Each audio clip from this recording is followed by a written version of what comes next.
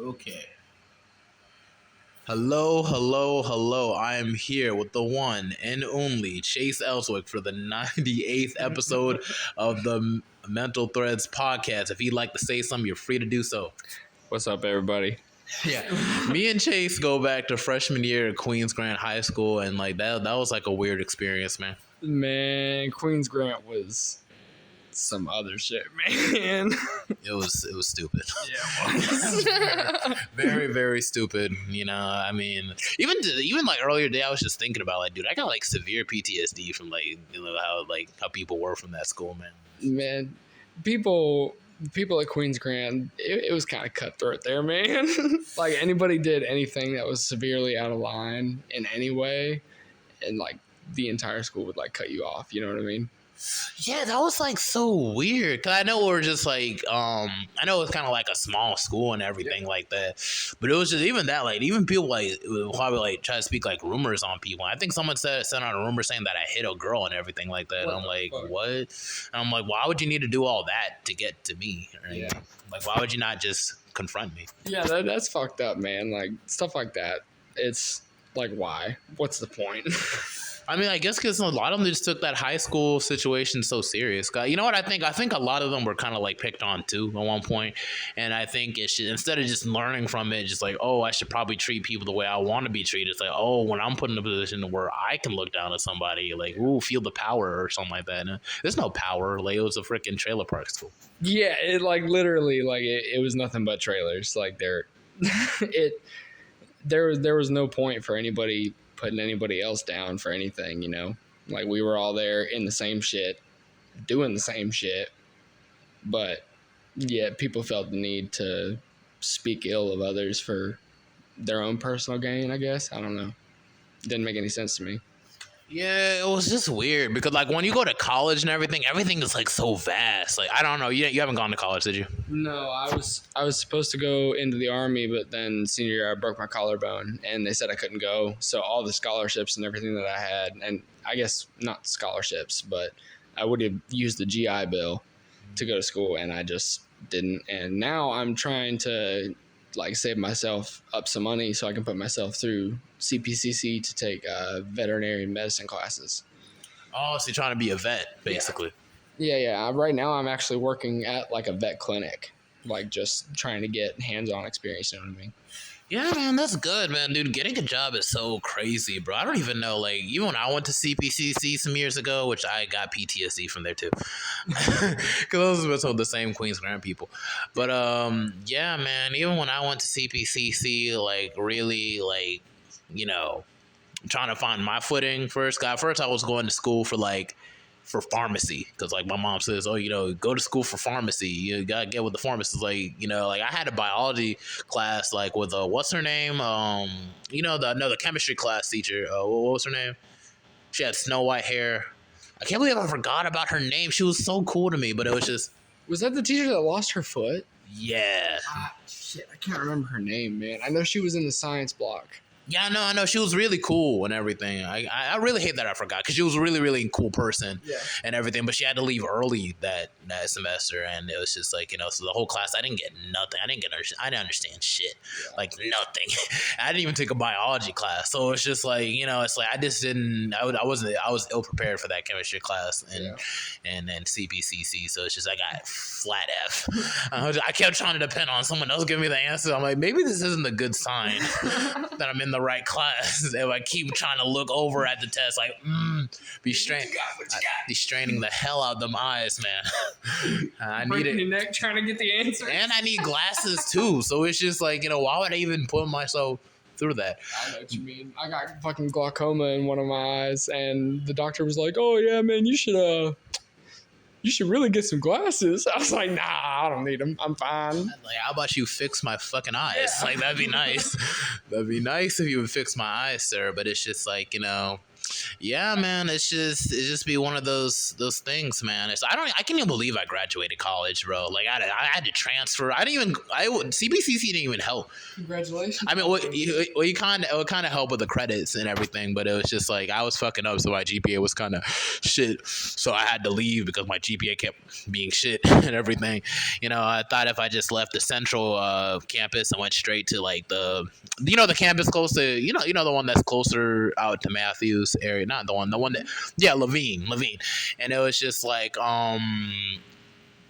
yeah, I was there too, and it was cool for a little bit, like, but it's like I failed public speaking class like 3 times, and it's like, Fuck that shit. No, I didn't fail it. I failed it twice, and the third time I got to ride Rowan Cabarrus and everything because it's just not because there was anything wrong with the speak. It's just the first time we had assignments, I never did the assignments. I just thought it was just straight, just speech. Yeah. And it was just.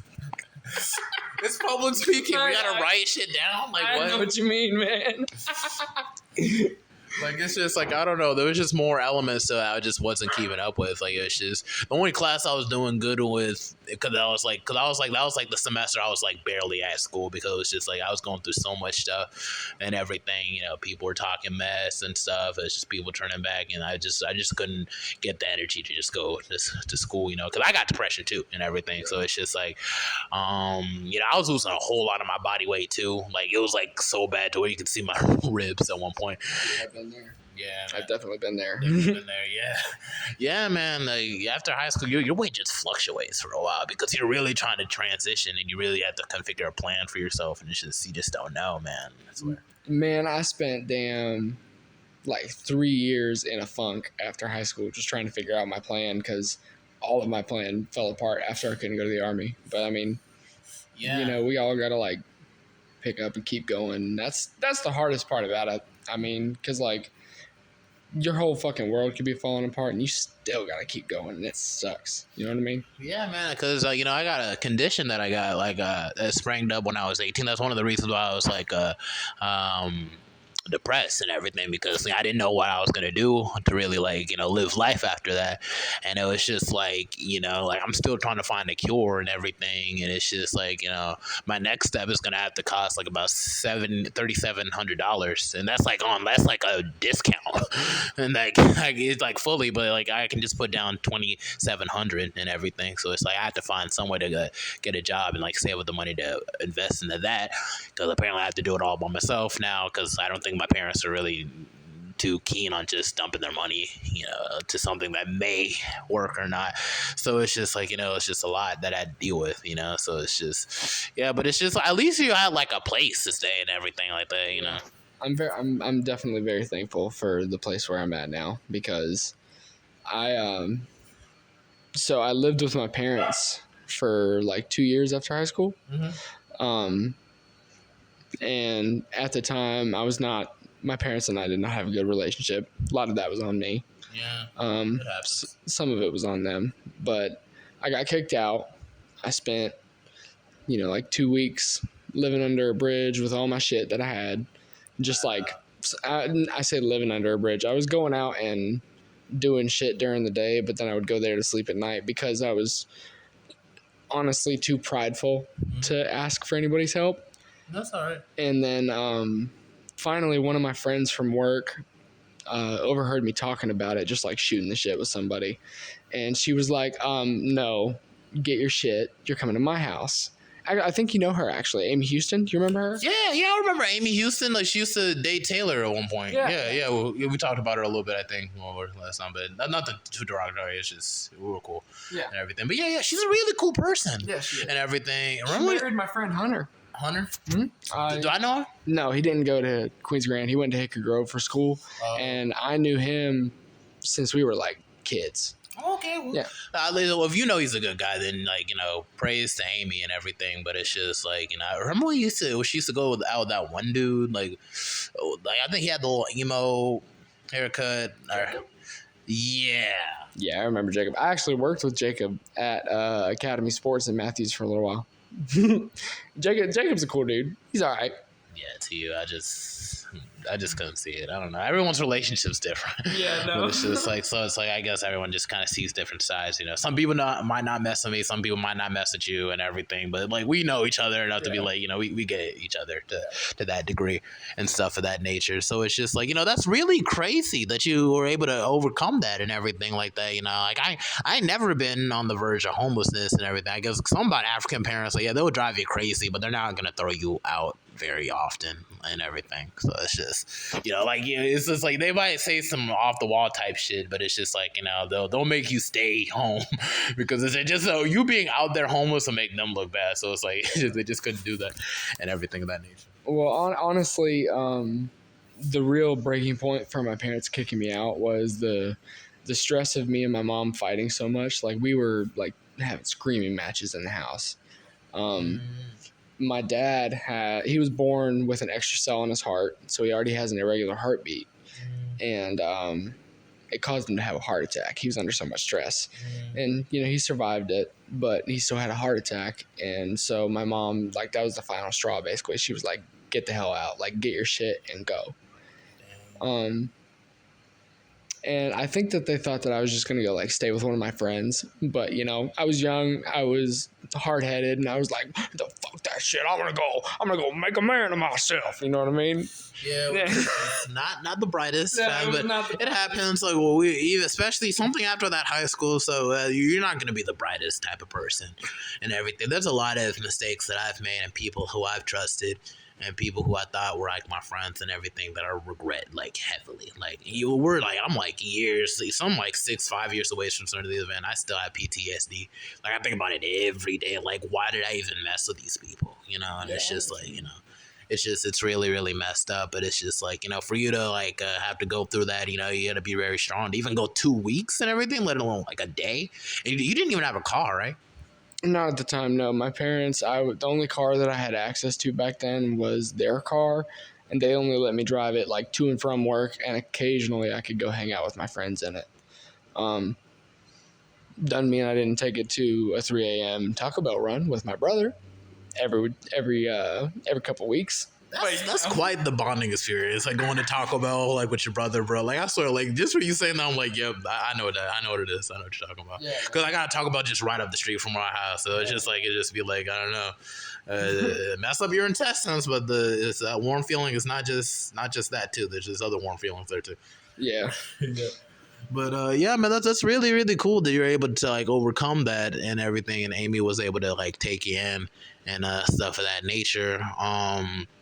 And stuff, you know, it's just, and that's really cool that you decided to go the whole veterinary route and everything. You know, not a lot of people, even like from my main circle of people I used to hang out with. Not like y'all were like the main people. Like, I used to hang out with, like, I used to try and hang out with everybody in Queens Grand, but then some people just kind of took it like they knew me a little bit too much. I guess they felt some type of way about it. Like, wow, this guy's friendly, wants to have fun. That disturbs me. I'm gonna make up things that don't even add up. You know, it's just like, it's ridiculous. It really was ridiculous, but we were young, so it's just, I guess a lot of that stuff kind of fell out of style after a while and everything. So it's just, you know, you start getting to the world and start focusing on yourself, and you kind of interact with people every now and then. You know, I guess you just kind of start valuing other things and stuff. You know, so it's just like, you know, moments like this, like us even hanging out. We haven't seen each other in like forever, and it's like we didn't even skip a beat and everything. And I'm trying to like get I got Kareem on.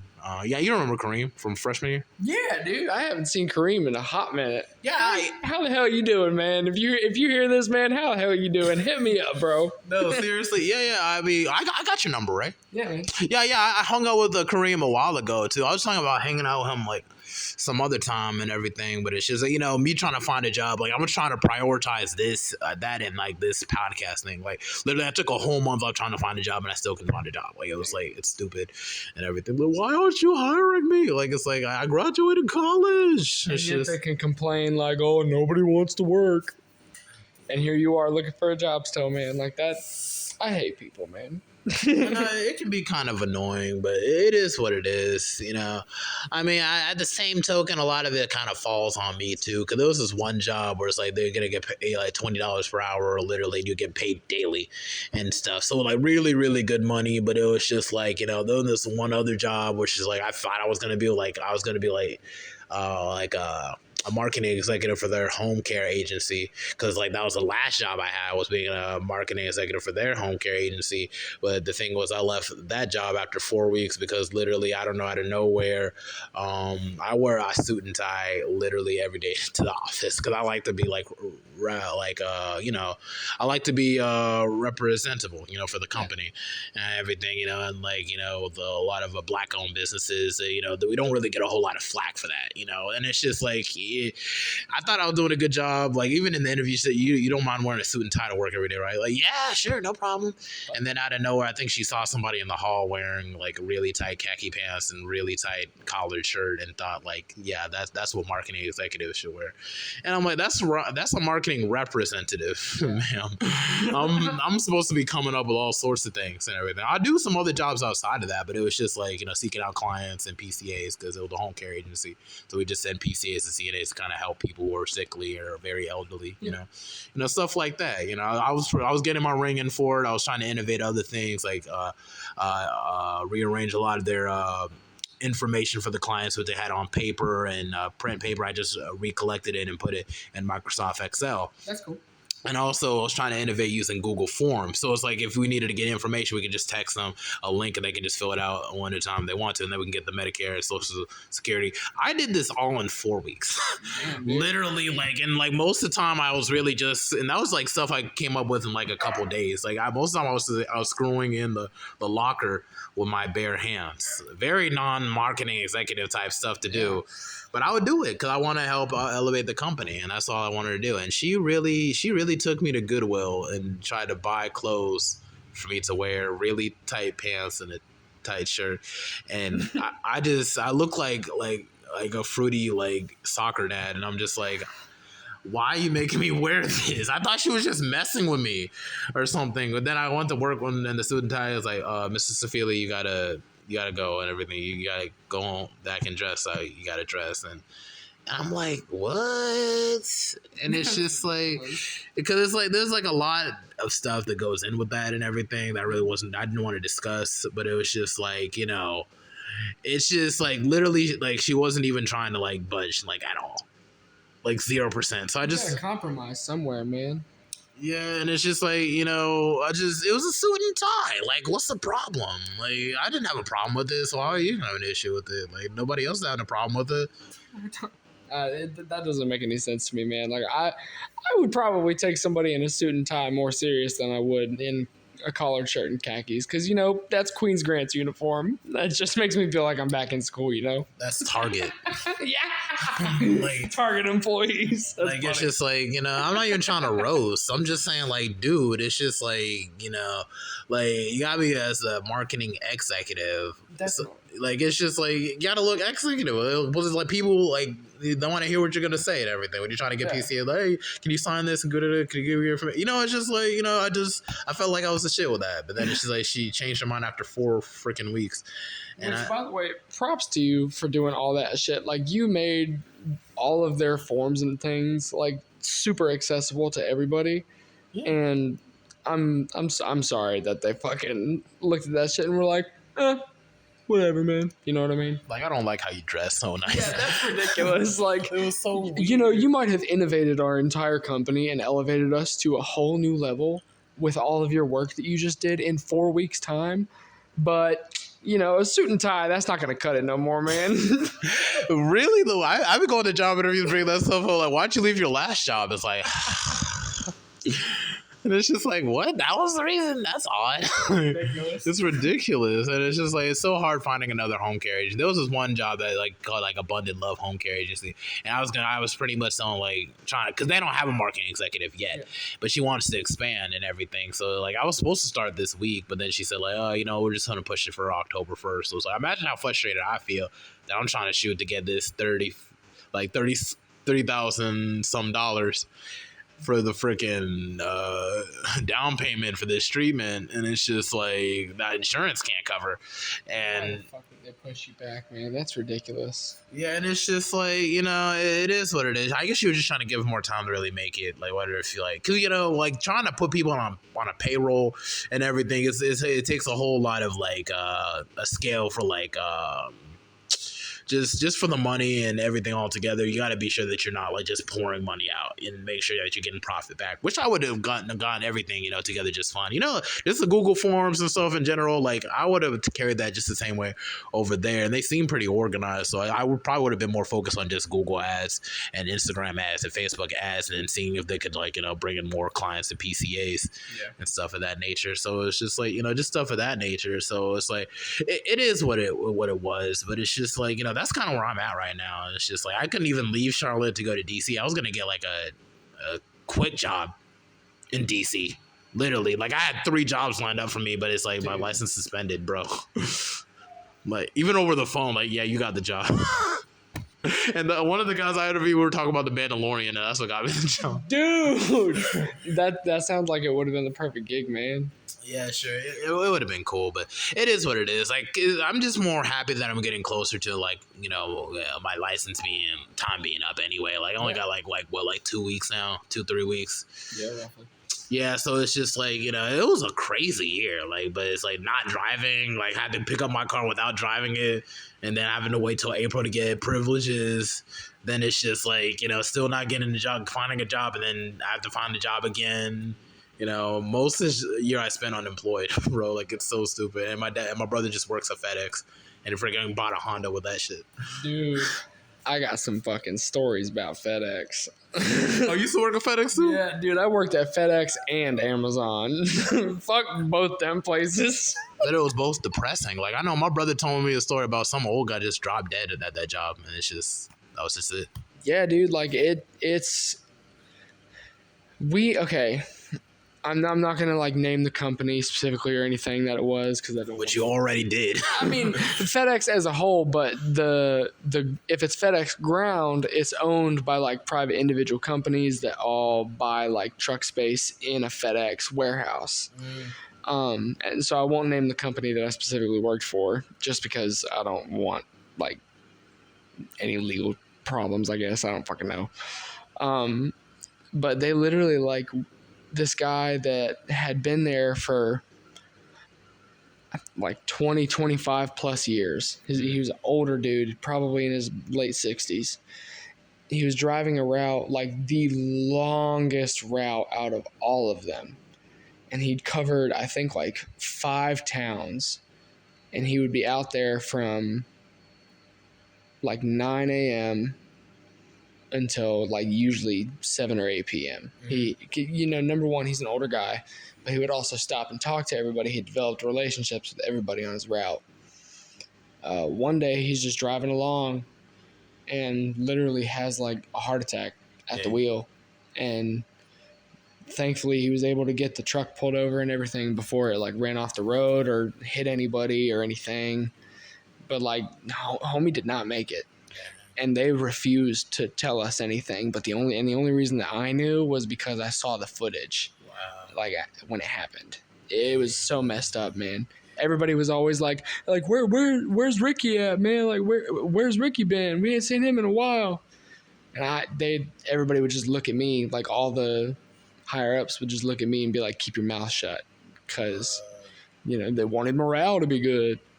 Damn, that's a bitch, bro. That's crazy, dude. That's low-key kind of evil to a certain degree. It's that they couldn't even mourn their friend's death, and they worked alongside him for years and everything. They obviously cared about him. That's the thing, because the guy who owned the company originally was a black-owned company, and he sold the company to some random people from Minnesota that had logistics experience, and their logistics experience transferred well for how much they could get to come into the warehouse, but it did not transfer at all for getting it out of the warehouse because we were doing individual transactions with people instead of mass shipments all at once. And they drove that company and everybody that worked for it into the ground, man. We were well taken care of when the original owner still owned it. Nobody went hungry. Nobody's kids went hungry. Everybody had their medical shit taken care of. We didn't have insurance, but he would cover it. Okay. He was a great guy. Dang. He genuinely cared about every single person that worked for him. But when he sold the company, it went to shit, dude. Yeah. It went to shit. It can be like the dude. I feel like even though America has been founded on some very trifling type, it's really fucked up shit. At the same token, it's just like, like I feel like the American dream really lives out like its creed. Like when it's just like when you work under people that actually genuinely care about you, when we actually care about each other, not on some hippie type stuff, but on some just on some humane type stuff. Which is the one thing I wanted to ask you about is just like how do you feel about the whole political climate with everything between after Obama to like Trump and then just now it's Joe Biden and it's just I don't even know what's going on right now. Well, to be quite honest, man, like I used to be a very different person. Yeah. I was extremely conservative and a Republican through and through, but that ain't me no more. I recognize the evil that can come from those thoughts and like that mindset, I guess I should say. Can't wait to get Justin Lindsay on to hear what he thoughts about it. Oh man, dude is like the poster boy of like, but it's like he's so cool though at the same time. Yeah, he's mad cool, and like I got mad love for him because like I've never had a problem with him, even when we were back in high school. Now, after we get done with this, I'm gonna tell you about a story about Justin that always sticks to me. Now, I'm gonna tell him like in person, like when I get on him, when I get him on for the podcast and everything next week. But it's just like, but yeah, man, it's just like I don't know. America's weird. It's very, very, very weird. Everything's weird. I don't know everything. I'm trying to look for a job, but then it's just like at the same time it's like, man, I applied through Indeed and the ZipRecruiters, and they might call me back, but then it's always like a catch, like you have to pay for your license, or sometimes they might pay for your license. I might just hit up the real estate people who say they're gonna pay on my license again and everything. It's just weird stepping out of like that whole home care agency field and everything. And then like this is one job I was hired for where I had to sell like AT&T products and everything in the Sam's Club, and I'm for like, okay, well, I can try. A pyramid scheme, bro. I got roped into one of those at one point. I was selling DirecTV in fucking Costco. Yeah, dude. It's just like, I don't know. When they put me on the spot to freaking come up with like a certain plan or whatever, or someone like, dude, I don't know this shit. Yeah. And it's just like, what? I thought people just go like, hey, you want a freaking phone or you want some internet? Do you hate your internet or phone now? Yeah. Okay, that's it. But then there's like extra stuff to go in, and I had to remember word for word. I'm like, yo, there's not even a script, my dude. Like, how am I supposed to know what to say? Yeah, no. I've been in quarantine and freaking unemployed for like how long? I don't know how to talk to people, man. I just came out of my house for the past year and a half. It's just, I don't know. Like, it's just like, phone. You want phone? Like, I just didn't know. Start throwing it at them. Just chucking phones. It's an iPhone. Damn it! Just buy it. Just put a down payment on it. You ain't gotta pay it all at once. How's your credit looking, bitch? Like, I don't know. It just be a lot. It's just, I don't know, man. This is not the job for me. I just felt like the job that I had last, it was just good space for me to actually grow and just do things, just take things easy and then actually make plans and stuff. But it was just a whole lot. It was around Sugar Creek, and there's always some shit going on in Sugar Creek, like crackheads. Oh, snap. What's that door? That was one of my roommates. Oh, hello, how are you? I'm a little bit spooked now because it's like, it's just there's a whole lot of private stuff that's going on, but it's not big. But anyway, it's just weird. Like the world's it's just a weird time and everything. It's just, I know Joe Biden won. I was voting for Howie Hawkins and everything. I'm being dead serious, bro, because I knew nothing good was gonna come out of like the whole Joe Biden situation. I don't know why people just thought, oh yeah, Joe Biden, Obama's grandpa, things are gonna be great. I'm like, I'm sure he's a cool guy, I guess. I mean, I don't know, but it's just... He's an idiot. It's just Bernie Sanders was literally walking with MLK and y'all just said no and everything. And then this dude just like makes up stories and y'all go with it and everything. The only thing my mom pissed me off one time. I'm like, Mom, why are you so supportive of Joe Biden, not Bernie Sanders? It's like, Joe Biden, he's a cute president. And I'm like, you are on drugs. Like, there's the son. Like, I'm just like, I don't know, freaking, his son's on drugs and freaking doing crack or something. Yeah. He's literally doing crack. And I'm like, look, I don't look on nobody doesn't eat drugs. I don't look down on him at all. Of course. Everybody's got their struggles, you know? But, like, damn. Like, he really denied that shit. And there are videos of his son, like, tweeting a pipe. You know what I'm saying? And I'm like, how do you reach a point in life where you're tweeting a pipe and you're like, your dad's like a freaking, like, Senate person, like, politician. I don't know why I say Senate person, but it's just like, dude, I'm not trying to hate on the Biden family, because I know that they've probably been through some shit too, but it's just like, at the same token, it's like, you know, since, like, he's been in office, nothing.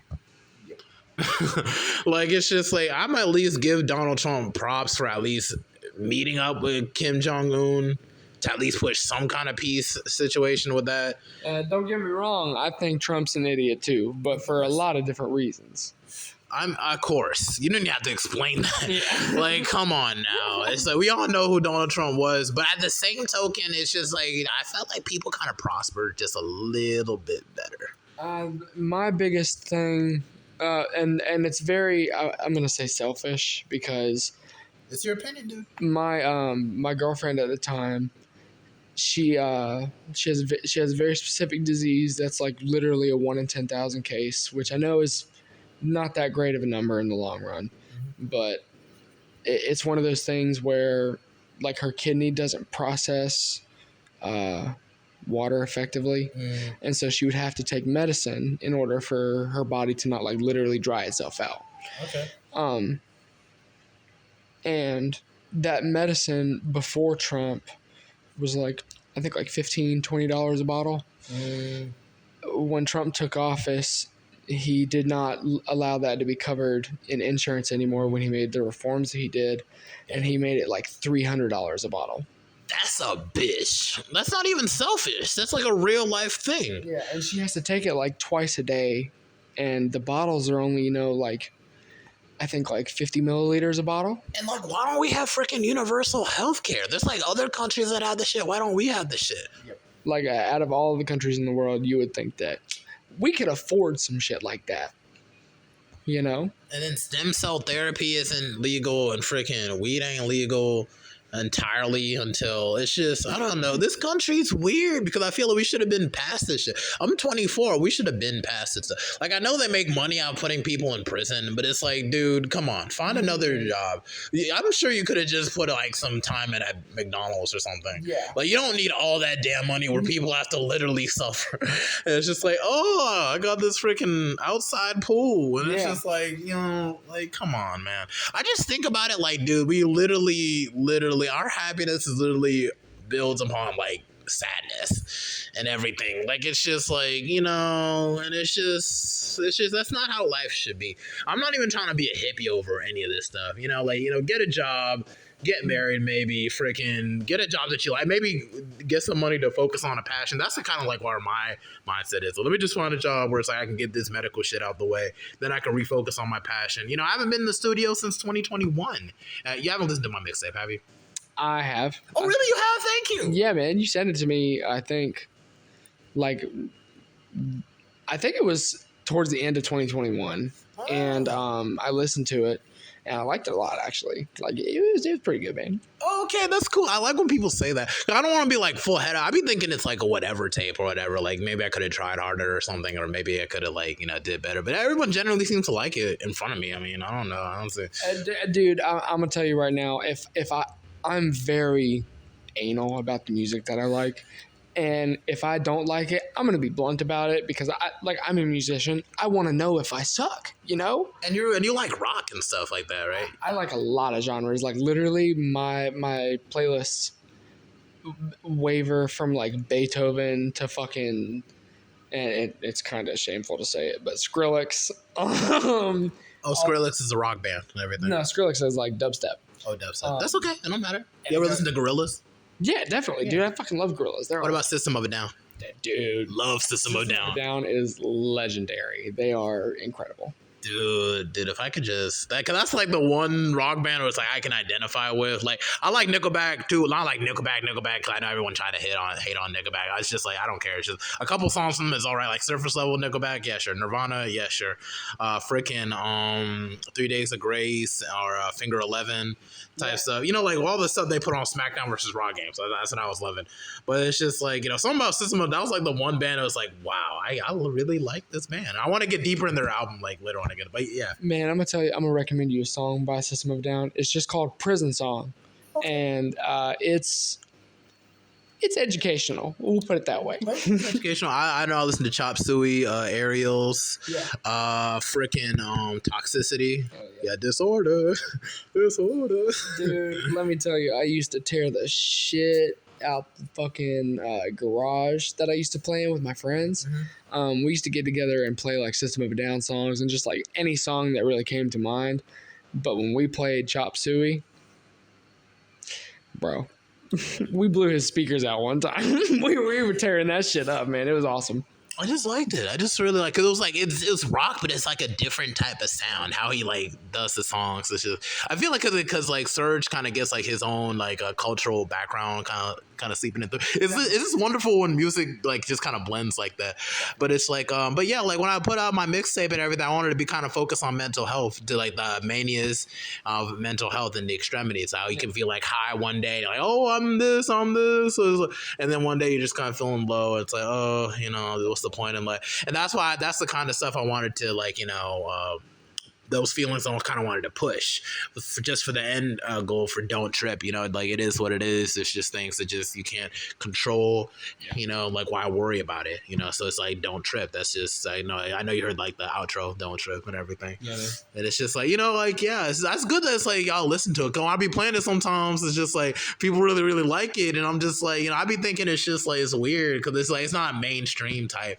So, yeah. Well, man, I'm gonna tell you, man, the mainstream is cool and all because you know it's the mainstream, but there's nothing like making your own music and having people you know like really enjoy it. You know what I mean?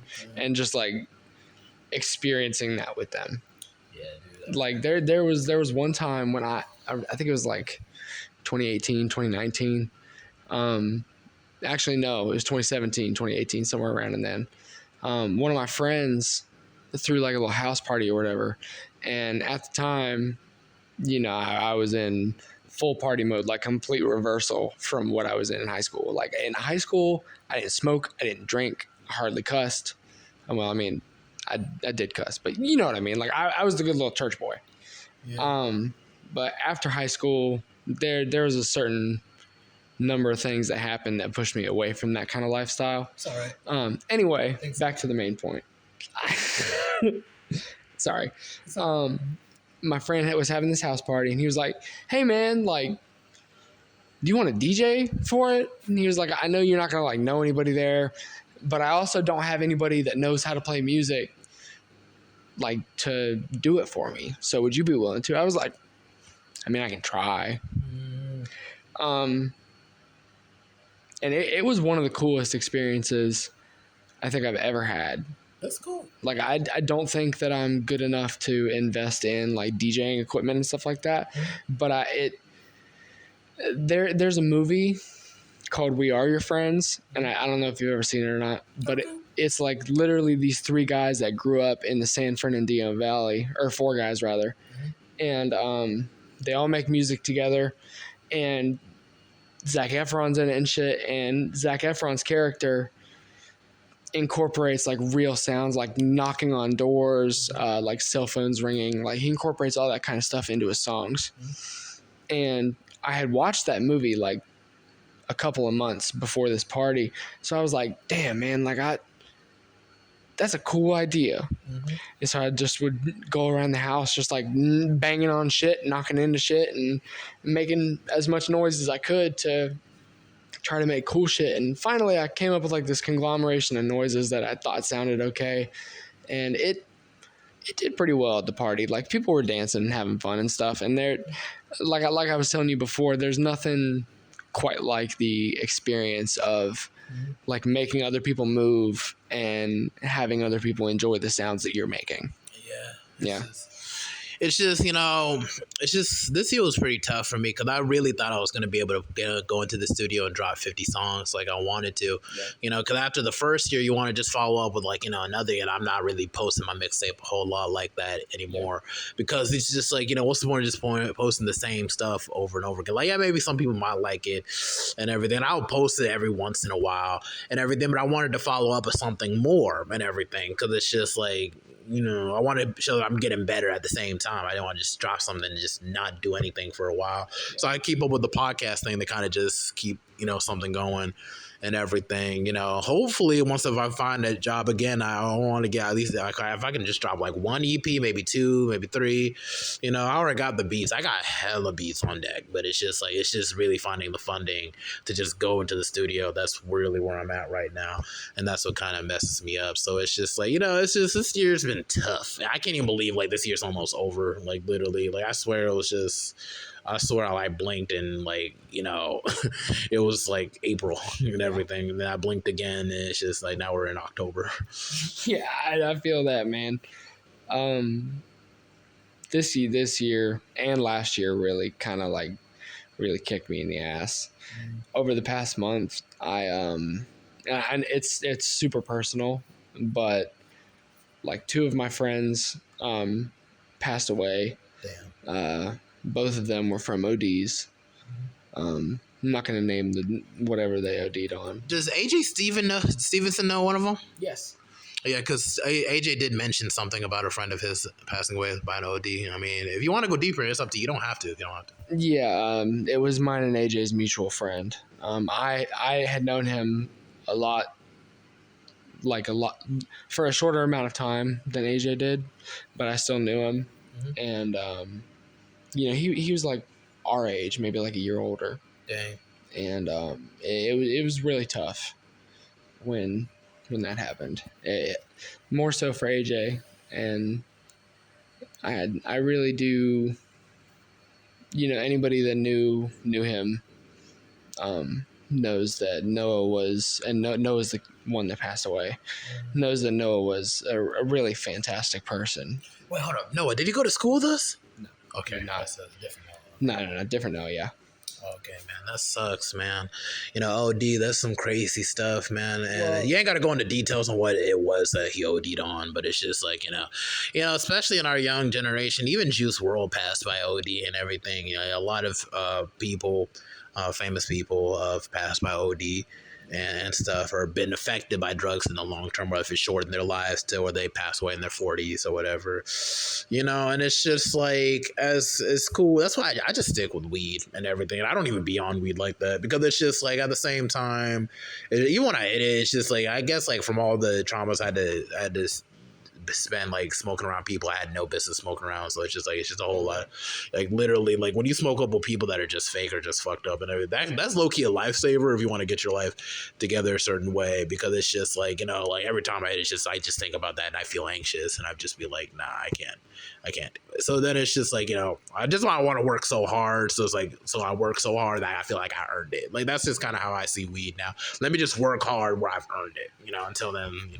Yeah, man, I won't lie to you. Like, I smoke a lot of weed. That's okay. I smoke like every day. I envy you. I can't even smoke and enjoy it now. Like, I'm like anxious. I remember when weed was just fun. It was just, ooh, these off-brand Doritos are so delicious. like now it's just like, oh God, why did that thing happen in 2018? I'm like, oh God, Jesus. And like, what was up with that Mexican girl that one time? Like, God, why did I even talk to her? Like, it's just... Dude, I that's the way I am without weed. It's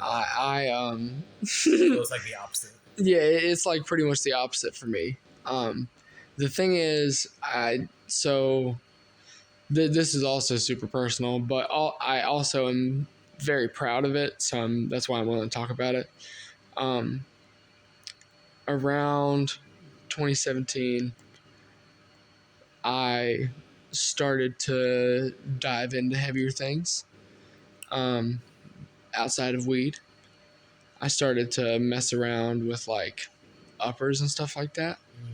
It eventually led me to coke. That developed into a really, like really real problem. I think the worst it was, I had done like an entire 8-ball in one day. Wow. I don't even And know how that's measured. That's how in the dark hand. You do gotta explain it. an 8-ball is an eighth of an ounce. So it's a good bit. And like I wasn't getting yeah, sometimes it was like cut shit, which was dangerous. It was dangerous all the way around, but the cut shit was a little more dangerous because you never know what it's mixed with. But there were times that I was getting like literally the corner of a brick. I pretty much during that time cut off most of the people in my life. I was in a very, very dark place, and the main reason why I latched on to coke as heavily as I did was because I was feeling so negative all the time, and I wanted to not feel. And one of the biggest things that comes out of coke is being numb. And so I literally like put 2 and 2 together in my own brain and was like, oh, I want that because that makes me numb. And so I would do that. And that went on for about 1.5 years. I had lost like 75 pounds in that time. Whoa, really? I was skin and bone. I was like literally my friends would see me and like my family would see me maybe once every couple months. And they would just be like, oh my God, like what is happening to you? Are you fucking starving? Like what's happening? Yeah. It's just that you were content, so you didn't feel like you needed to eat, basically. Exactly. Yeah, dude. Plus, I was at a point where I hated myself so much that I didn't really want to eat because what was the point of eating if I don't want to be alive, you know? Yeah, man, I could feel that too, but not to that extent. It's just like not wanting to be alive or whatever. But although maybe there might be a subconscious, like, okay, maybe I don't want to be alive. But it's just like on the sense of my case, like in 2017, 2018 and everything, it's just like I lost so much weight, dude. And it was just like, I just couldn't eat, man. It's just like, I just thought, what was the point, you know? Because it's just like, you know, the condition that I had. And, you know, on top of that, people on CPCC were just clowning me. And then I was pretty much aware of like all the rumors I was sent out. And then I had to put 2 and 2 together. And basically people just didn't validate none of that stuff. And I feel like I probably could have taken a lot of these people to court, to be honest, because that's defamation of character. Indeed. And everything. But when nobody tries to validate nothing for you and they just in their group chats talking shit and everything, boxing you out, you know, it's just like, I'm glad that I actually went to college to meet like the new friends I have, and I actually can look back and I can realize who were the real friends I had, like you or Huntley or even Trevin. You know, Trevin was like one of the main. You remember Trevin, right? Freshman year. Yeah, I'm pretty sure I do. Yeah, it's just like, you know, just he kind of moved behind my house, so it's just like, oh really? Yeah, cause, for a little bit with his grandparents, you know, but he moved out already. He lives like in Ballantyne now, and it's just good for him. Ballantyne's a good part of town. Damn.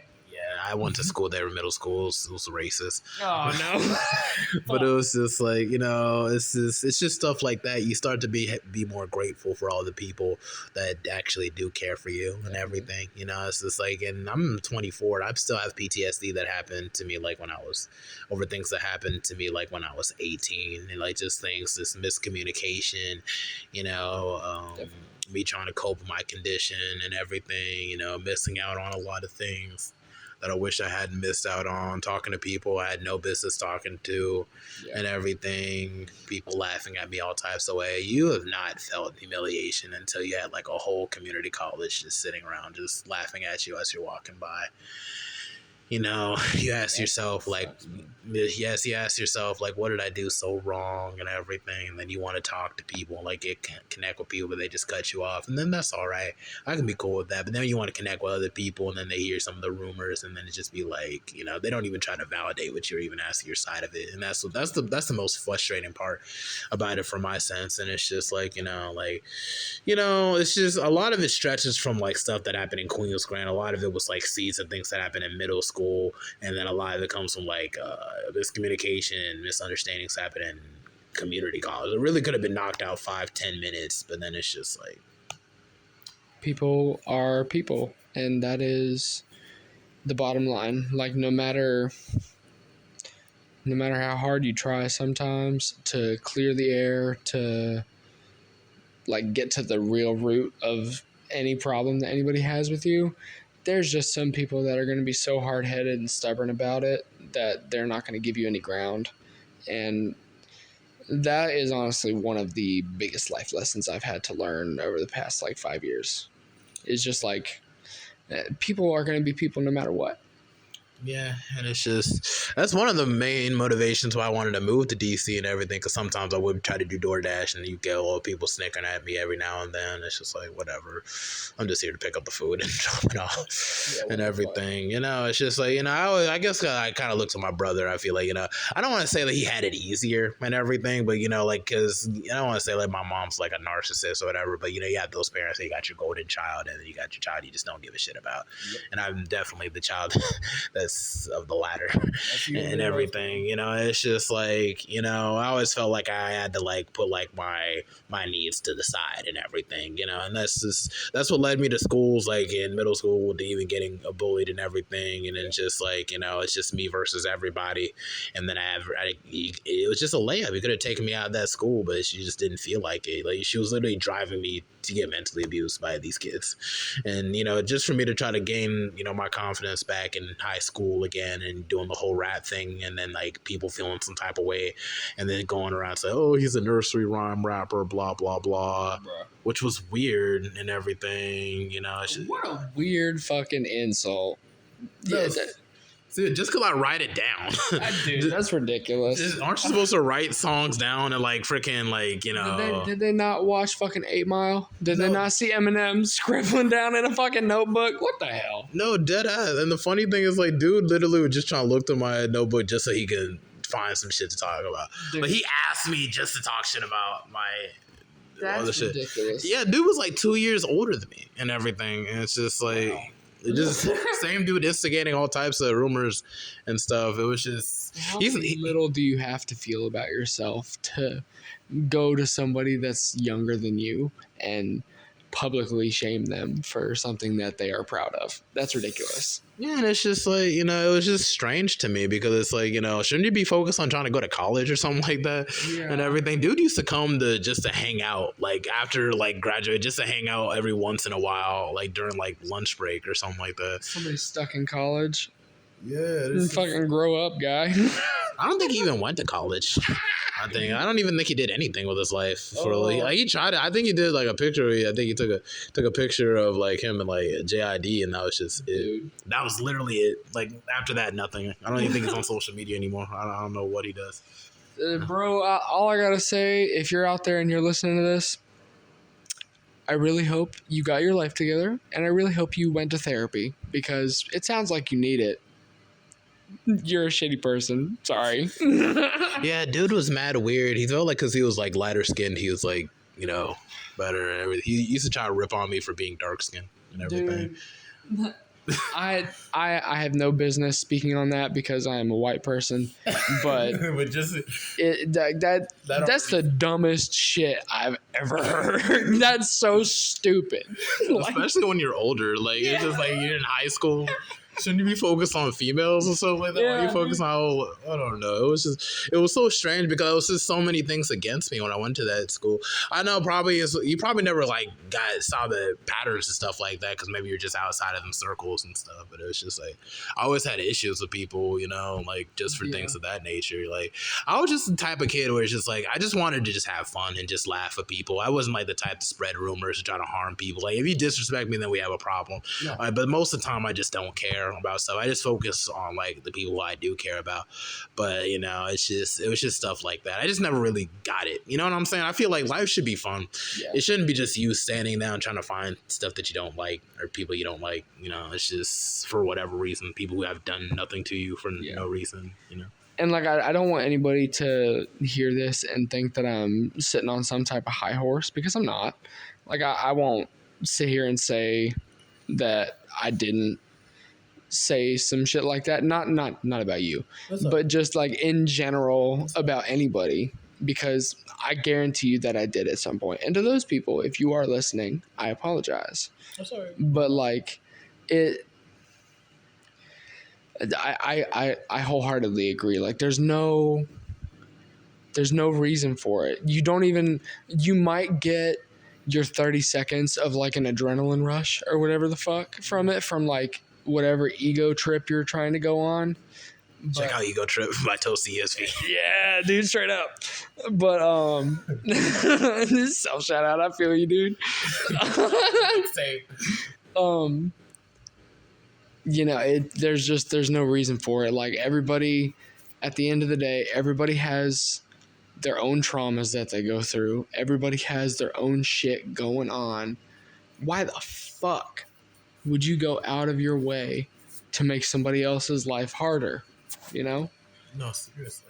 Like, we're all on the same earth. Like, no matter what your beliefs are, no matter what your skin color is, no matter anything like that, you know, it's just, we're all humans at the end of the day. And we all need to, in order for all of us to survive and make it through this bullshit that is life, we all have to help each other through it. And there's, like I said, there's no point in making it harder for everybody else. Yeah, man. No, I feel that, man. No, seriously, dude. Queen's Grant was a weird experience. Because it's like, I feel like I just never got that high school type experience. I didn't even go to prom or nothing. Because I had no friends to go either. I mean, I had friends, but it's just like, you know, I just didn't want to be out there and everything. I didn't know what y'all plans were or whatever. Did you even go to prom? Yeah, I went to senior prom. Junior prom, I did not go because I did not feel like finding a date that year. But senior prom, and I'm going to preface this with no hate to Sam because Sam is my boy, but I ended up having to share my date senior year. At least you went. Yeah, I mean, I went, but it was like, I was there for an hour. As soon as I started to like dance with my friends and hang out with my friends, my date was like, we got to go right now. And I was like, fucking fine. Man, I am so glad that I am not the person that I was back then. I was so whipped. It was one of your first girlfriends. It's the same. Like, I mean, at least you were dating. Like, I wasn't dating. Like, I only dated like one person for like a month, and now it's just like, it's just whatever. Dating in high school was overrated anyway. Didn't nobody ever want to do shit. Anybody that wanted to do something was like, you have to come pick me up. I'm not meeting you anywhere. Compromise, people. Compromise. That's how adults work. That's how life works, is meeting in the middle. Yeah, it was hard for me to find any date for anything because, you know, the whole rumor about me hitting women and then whatever character they created in the background, you know, it's just, it wouldn't have mattered if we had a larger graduating class, but it's like, it was so small, so it's just like people were just always bringing up like old stuff and everything. So everybody knew everything about everyone. Everybody claimed to know everything about everyone. Yeah, you're right about that. Everybody claimed to know everything about everybody. But at the end of the day, high school was a time where everybody was wearing a mask anyway, because nobody knew who they truly were as a person back then. Mm-hmm. You know, like we were all young, and that's not excusing anybody's behavior. It's not, because a lot of people made some really shitty comments or movements or whatever the fuck you want to call it. They were just overall shitty. And it doesn't excuse that. But, you know, I don't know. I agree with you in the sense that, like, I have PTSD from a lot of the shit that people did and said back then. But, you know, it's water under the bridge in the long run, because I can't let that hold me back in life from everything I want to accomplish, everything that I want to do with myself. Yeah, no, seriously. And nobody ever should. It's definitely a tough thing to do, like letting everything go like that. Yeah. Especially when people have like literally not been in your life for however many years, but still control that piece of your mind from, you know, way back when. Yeah. But I don't know, man. It's something that everybody's got to do eventually, because if you don't, you're just going to end up making yourself miserable for the rest of your life, and that's no way to live. Oh yeah, no, surely, man. I'm at least happy with the fact that I actually went to college, and actually graduated, like cum laude. Like I would have Props to never, you, bro. I would have never imagined I could even do that and everything. Because it's like props. literally, I always made out to like I was like I was one of the dumb incompetent kids like throughout high school and middle school. Not It's me. like. Yeah, but then I went to college. I actually got the help that I needed. I actually had, had mentors and everything.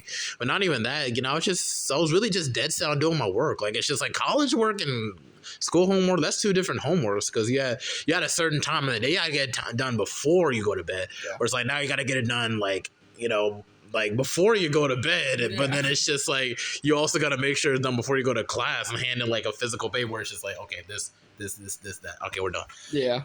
And then it's just like, but yeah, the overall experience was pretty good, and I feel like there was like some healing there, for that side. But like there's just healing going all through and everything. So I want to shoot to go to graduate school and then get my doctorates down the line too from Howard University. Once I move to DC and everything, I feel like I can do it. My dad works at the hospital there, so it's just like I'll be pretty close with things. Bro. Yeah, thank you. No, I appreciate it. It's great. Like you're one of my like few good friends like from Queens. Like, we never fell out or had an argument or nothing. Like it's just like you, Taylor Huntley, Michael Heath was cool. Not Michael Heath was cool, and Jarvey. Like I had Jarvey on the podcast too. Jarvey, hey, dude. I forgot about Jarvey. Bro, I hope if you hear this, I hope you're doing really well. Hit me up sometime, man. Seriously, Jarvey was always funny. Damn, Jarvey, dude, he used to have me cackling in class. He was hilarious, man. He'd always say the dumbest shit. The teachers would always be like, "What? What'd you say?" Dude, you say like the dumbest shit. You would just say something like super fast and super responsive. Like I remember it's just like one time it was like I was on Snapchat. I was looking at the Snapchat with one of the kids' Snapchat, and it was all like hold on a second. I gotta make sure the screen's out. I gotta make sure it's still recording. Oh yeah, I was like, I think it was some dude was like asking him a question on Snapchat. It's like, hey yo, Jarvey, is it true that you watch porn on your phone? It's like who the fuck look at porn on their phone? And it's just like I was cracking up just the way he said it. He took it like everybody does. I don't know why he took offense to that. Like actually, I was looking at some stuff from LeBron James. But no, I was actually looking at some stuff from LeBron James. Is LeBron James a porn star? No, I thought he was an NBA Finals champ. Bro, Jarvey, I'm gonna tell you right now, bro. I don't care what anybody says.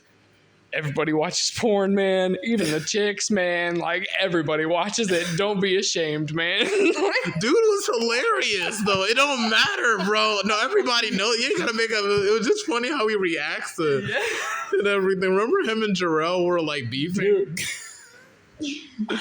That I think was like, no hate to anybody. That was probably my favorite beef at Queen's Grant was Jarvey and Jarrell. Because it was just straight comedy. It wasn't even on some petty stuff. Well, it was just mostly just Jarvey, like, just questioning Jarrell's whole life, and then Jarrell's just having, like, taking offense to it. Jarrell just be like, man, come on, man, leave me alone. No, Jarrell was so polite about it. I think he walked up to him one time and was just all like, oh, yeah, excuse me, sir. Like, you made some very disparaging comments. I'm going to just leave you out. Fuck you and have a nice day. He was so polite. And then he just threw the East Side sign. So East Side gang signs after that, like, bro, I was cackling, bro. Dude. My face now hurts from smiling so hard because it's just too funny, bro. Like after all the bullshit in Queens Grant, like that was like the highlights. So like just like yes, yes, dude. You know what I had a dream about the other day? Just a random thought. Yo, what's up? It was the time that there was a fight. I don't even remember who it was at this point, but fucking Coach Carr jumped through the window in the modular and was just like head first, arms fully extended, jumped out the window to go stop this fight. And all the other teachers were just like, what the hell just happened? Because he came barreling through the window and he hit the ground and he did like a roll and stood up and was like sprinting at him and shit. It was so funny. One of the best teachers, Mr. Carr.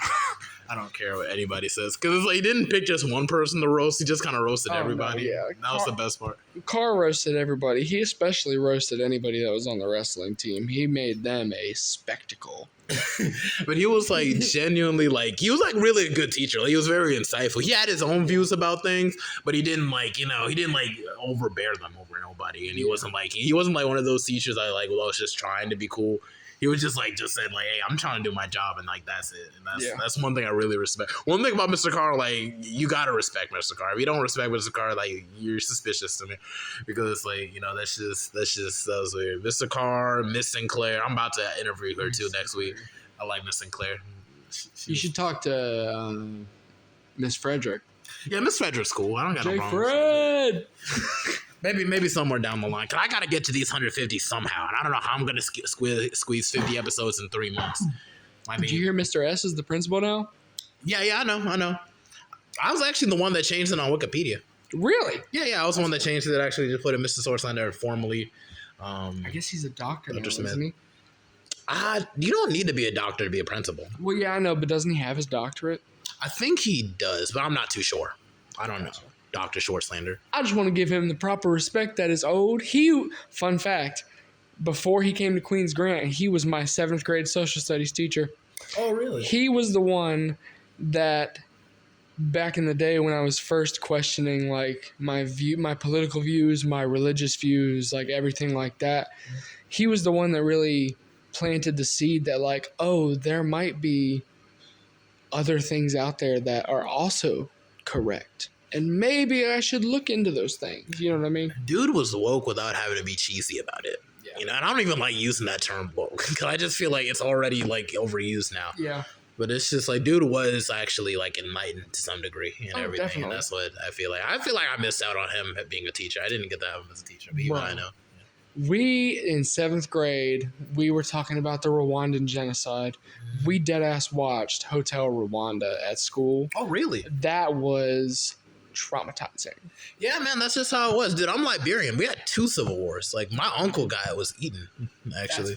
No, seriously, like they cannibalized him, dude. Like it was just like the continent is so messed up because of just everything that just happened, like from the slave trade and everything, the whole world industrializing, and like we're not necessarily behind, but it's just like, I feel like we were just kind of settled into the ways of our life and everything.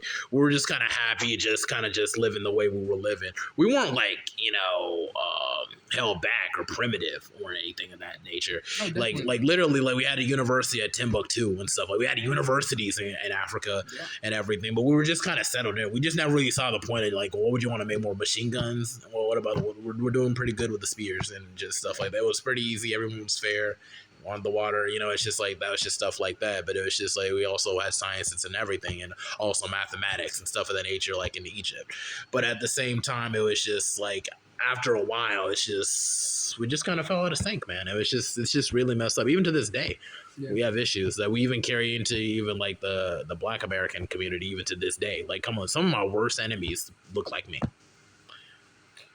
Yeah, and it's just sad, I know it's just like because like can't really speak on it, dude. But it's just like But you're receiving the information basically. Yeah, like it's extremely tough because like I just want, and I know that it's an extremely far-fetched idea, but I just want everybody to just be cool. Like there's no fucking point in hating on someone else for different views, different skin color, different area that you come from. You know what I mean? Like preferences or anything, so wherever it's just stuff like that. But it's just, I feel like it's just mankind. It's just in that weird stage where it's just like we have to get through all of this in order to find peace. Definitely. But at the same time, you don't know if we're gonna actually reach peace before we actually blow up the world. And we don't know what's gonna come first. And it sucks because we haven't even been here that long compared to like the dinosaurs and everything. Like the one thing that I can say about humanity and the fact that it usually tends to loop back on itself, a wise person once said that when life repeats itself, you are being taught a lesson. Humanity is not learning whatever lesson we're being taught by whatever is out there, like we're going to end up driving ourselves into the dirt.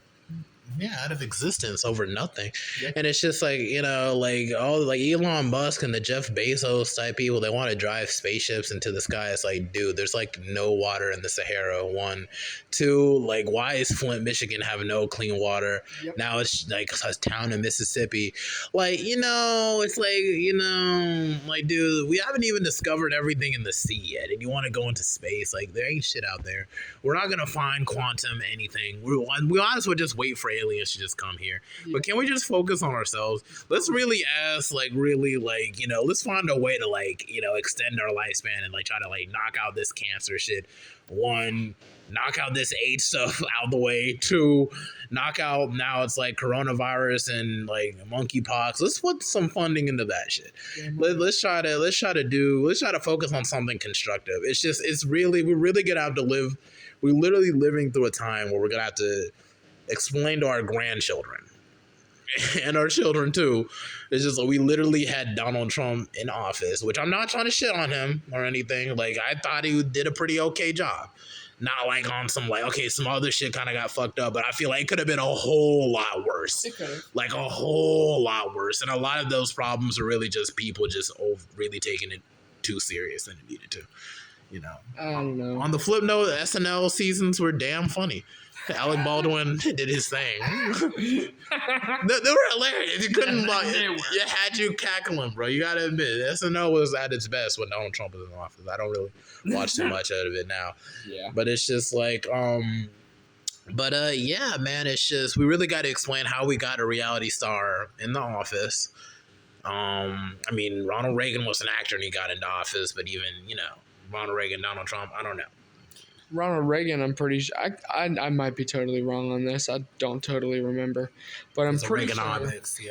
Yeah, I'm pretty sure that fucking Reagan at least served in the military at one point. Yeah. But Trump, not so much.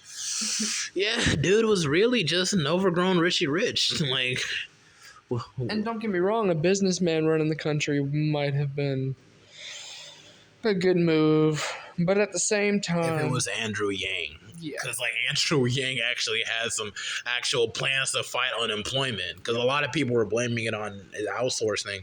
But it was just the dynamics of things changed because things were becoming more technological. Like, if he would really serve, like, some kind of program to kind of, like, make more jobs within that field or what's more viable for people, then that would have really taken it over. But nobody wants to really vote just for the sake of what their policies are, even if they're not going to knock it out, at least like where their focus of area is. That should be like not just like, oh, like, build a wall. That was such a waste of money, dude. No one cares. Like, there's so much space in Wyoming. So much freaking space. You act like we're all crammed. Dude, yeah, and a lot of it's like privately owned by just random people. Dead ass. We have so much space. Even Australia got space. But Australia ain't the country that we're talking about now. But it's just like, like humans really don't take up as much space as people think. Although we cause a lot of damage with like the littering and the forest burning and the gas and the ozone and shit. We're Save fucking the trees, dog. Save the trees. Yeah, certainly. But it's like, dude, like if they would have legalized weed and made like more Operation Pothole, man. Like weed plastics, like hemp plastics and everything, hemp paper. A lot of this would have just broken down over time. We would never have to worry about it. It was naturally biodegradable. You hear that, people? Naturally biodegradable. Like, come on. It's a layup. You're fucking the whole world up. Use the weed, dude. You can make anything out. You can make a shit ton of things out of hemp. You can tax the hell out of weed. You can take that tax money then and fix your potholes. You can fix your public transportation system. You can do whatever the fuck you want with it. Use the weed, people. Use the weed. But then they'd have to take people out of prison. And they just love putting people into prison for the most obnoxious shit. Like, dude, like, come on. Like, some people deserve it. Like, I know, like, a Jeffrey Dahmer, murderer, bank robber. Sure, why not? But it's like, dude, getting arrested over a plant, something that naturally grows out of the earth, bro, that is, like, the dumbest thing when even soccer moms get into it. Like, yeah, like fucking Johnny K that was selling an ounce plus 2 grams on the corner. He's got to go to jail because of that extra 2 grams because y'all are being fucking sticklers over some dumbass shit. Like, let people have their plants, man. It's literally retarded. Like that might be a mental illness to a certain degree, because it's just like it's cool to follow rules and respect the law, but at some time we need to really come to a compromise. No one wants to come to a compromise. Yeah. That's really like the saddest thing about growing up. You be thinking it's coming to a compromise, and people don't compromise for shit. And you want to know why we're probably not going to have weed in North Carolina legally for at least another like 5 years? Because we're in the South, I tell you what. They ain't going to be smoking that weed legally down here. Get your heads out of your asses. It's not 1852. It's really not 1852. We're very far away from 1852. There's been a lot of things that happen.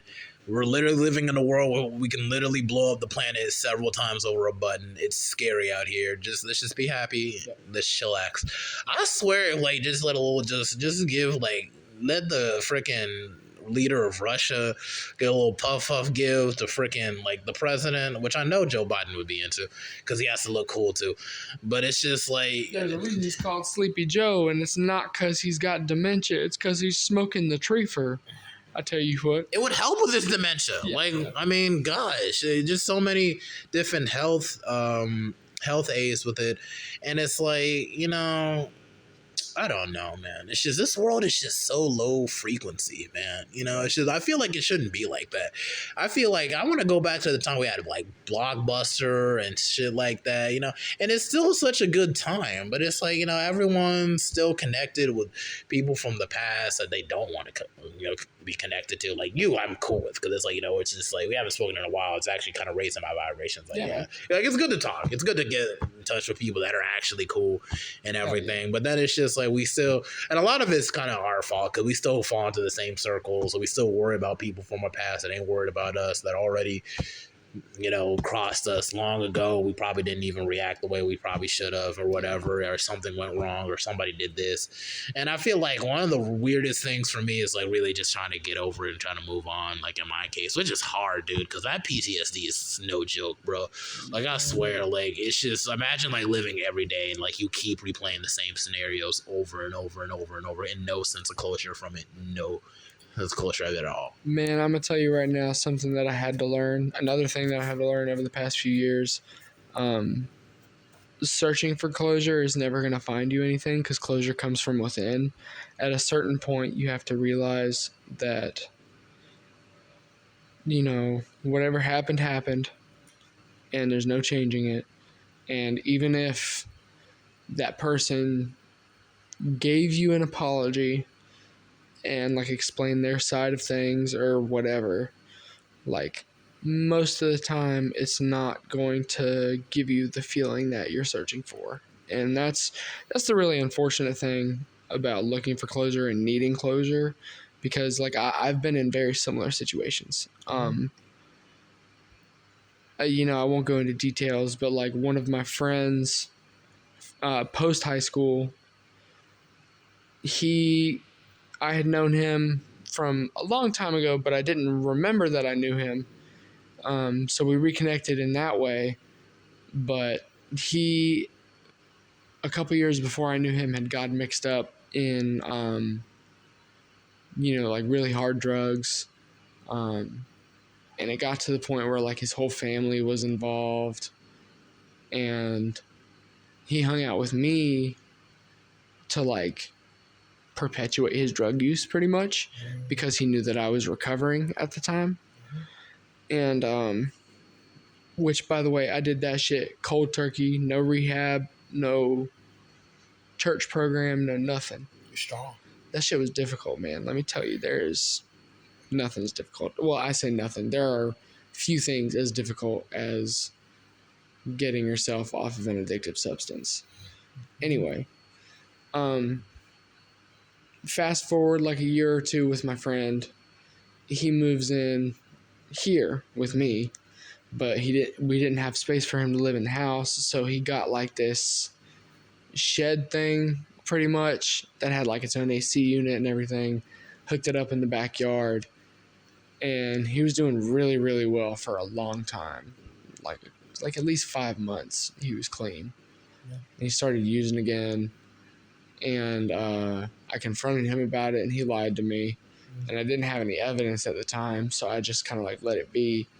But then the next week, I went in there looking for him because we were supposed to go to work together, because we worked together at the time, and I found his substances, and so I confronted him again about it, like sent him pictures of it, and was like, "What the hell, man? Like, I understand how hard it is, believe you me, but what the hell?" And so I had to kick him out. And when we kicked him out, he basically was like, don't talk to me, don't, like, you're not my true friend. And like I understand now that that was the drugs talking. Yeah, no. That made him say that, because like I knew him, and he would not have been that way if it wasn't for the drugs. And then 3 months after that, after like complete radio silence, I found out he had passed away. Dang. And it was right at the beginning of COVID. Wow. So it was back in March, basically? Back in March, February-ish? Or April-ish?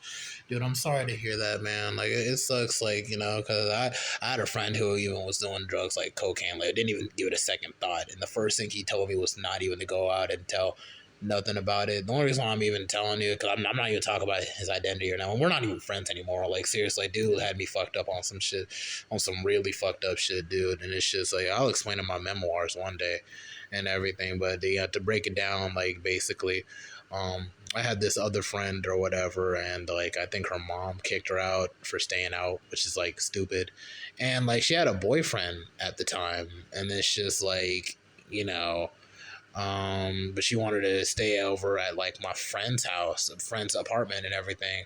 And I was staying there too for a little bit because, like my mom's like stole like $1,200 and everything and didn't tell me like what she was doing with it. I needed to get it for a car and everything. Like, you weren't telling me what you were doing with the money. Like, if you're using it for, it's okay. Just let me know. Just let me know where we're at so we can keep working on it to build it up on it. Yeah. Just a whole lot of stuff going on for an 18-year-old, and it's still sticking with me. But I just like, no, I'm just not going to be with this right now because you're just doing too much. Because you're around people like that, it just makes you want to like shout and do that. And I don't like to argue. I really don't. Yeah. I really, really, really don't. Especially like when it's my own blood or like with my friends and everything. Like, what's the point? Like, we can talk like this just fine. Why can't we just talk? Yeah. Like, it's no shame in using other people's graduation money, but it's just like, like it was just crazy because it was just like, like it's just several times I feel like, I don't want to say she failed me or anything, but it's like with the whole situation at my middle school, you could have taken me out of the school, but you kept invalidating what I kept telling you these kids were saying about me, and you just didn't care and everything. And I just kept telling, this went on for the whole year, and I had to go along with that, even though like a lot of those rumors stretched out to my neighborhood and everything. And, like that's a lot of head in the sand type shit, but I try to keep it going and everything. And then the situation with Queens Grant, I wasn't even supposed to stay as Queens Grant for as long as I did. I was supposed to be there for like maybe like a year, just see if I liked it, and I did like parts of it. But then the situation with those other people, again, it was just like, that's too much. I should have the option to leave a place if I wanted to leave. But and then you make me stay there, and then I have to get situated over there. I have to deal with all the bullshit over there. I just feel like she kind of just failed me at points in my life. But you know what you did, man? I one of the things that I respect about you most is, do you remember that time that somebody, I can't even remember who it was at this point, like spoke ill on your mom, and then you and him got in a fight? No, that's not how it happened. He actually smacked me in the head. Actually, really? Yeah, he smacked me in the head because it's like he pretended because I had my hair cut and everything. It was like because he said it was like fresh cuts, and it's like, dude, I don't even know you. Yeah, but he was trying to impress the light skinned dude in that class. I see that right there is a perfect example of how powerful rumors can be, because I heard I didn't witness it personally, but I heard through the grapevine that it was because he had spoke ill on your mom and you were like defending your mom. I still respect you for it because like you stood your ground. Yeah, but it's like even after that, they're still talking trash about my family or like culture and color. I just like, dude, I'm just not gonna do it because it means so much to him, dude. I can take an L and move on, but it's like this dude obviously takes this high school shit and he just got here. Like, dude, like calm down. You don't even know what's the problem with me and that light skinned guy. I don't even have an issue with him. Dude just has an obsession with me, and it was kind of creeping me out. But I just kind of just didn't care or whatever. But it's just like you're trying to impress another dude by putting your hands on another dude and everything, you know. And it's just like it's just not a whole lot I could have done with that situation because like at the same time, like he had like a cast on and everything. So it's just like, you know, like I can't. What am I gonna do? Kick him in the leg and stuff? Like I really couldn't do anything because without looking like an asshole, in that situation. Because why are you even starting this stuff with me? So it's just like it's just me trying to diffuse the situation, and him just letting off, and it was just like, oh yeah, you got beat up and blah. And it's like no, like it's just I just decided no because it's like those are the same people that end up shooting up the school because they take this school shit so serious. Yeah. So it's like at the same time, it's like, do I really risk like really putting my hands on any of these people? I don't know if they have the gun at the house or are they trying to pull a gun because it's like they were like really stuck on it. But it's just, you know, stuff of that nature. Yeah. I feel like that was on me because I could have just dropped that class. I just kept thinking that because I had like one of my two friends in there, like, you know, it is what it is. You know, I just thought people would just kind of see how fucking stupid this nigga is, like in person. You know, it's just like, you know, like really look at him and then look at me. Like, who's the crazy one here? Who's the fucked up one here?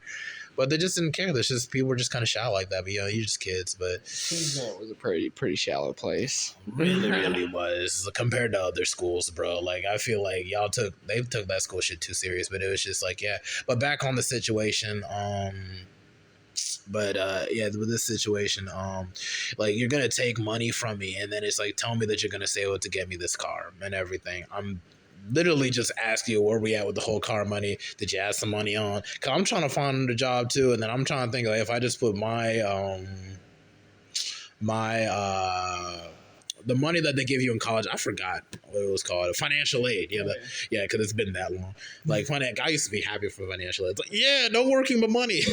I need that this year. But it's just like, they just you want me to give this to you, and I don't even know what happened to the last money and everything, you know. So it's like I had to step out, and then it's just like so I was just chilling at my so-called friend's house or whatever. We only knew each other for a couple months. He was the only person I knew that had a house that I actually went to the house, you know.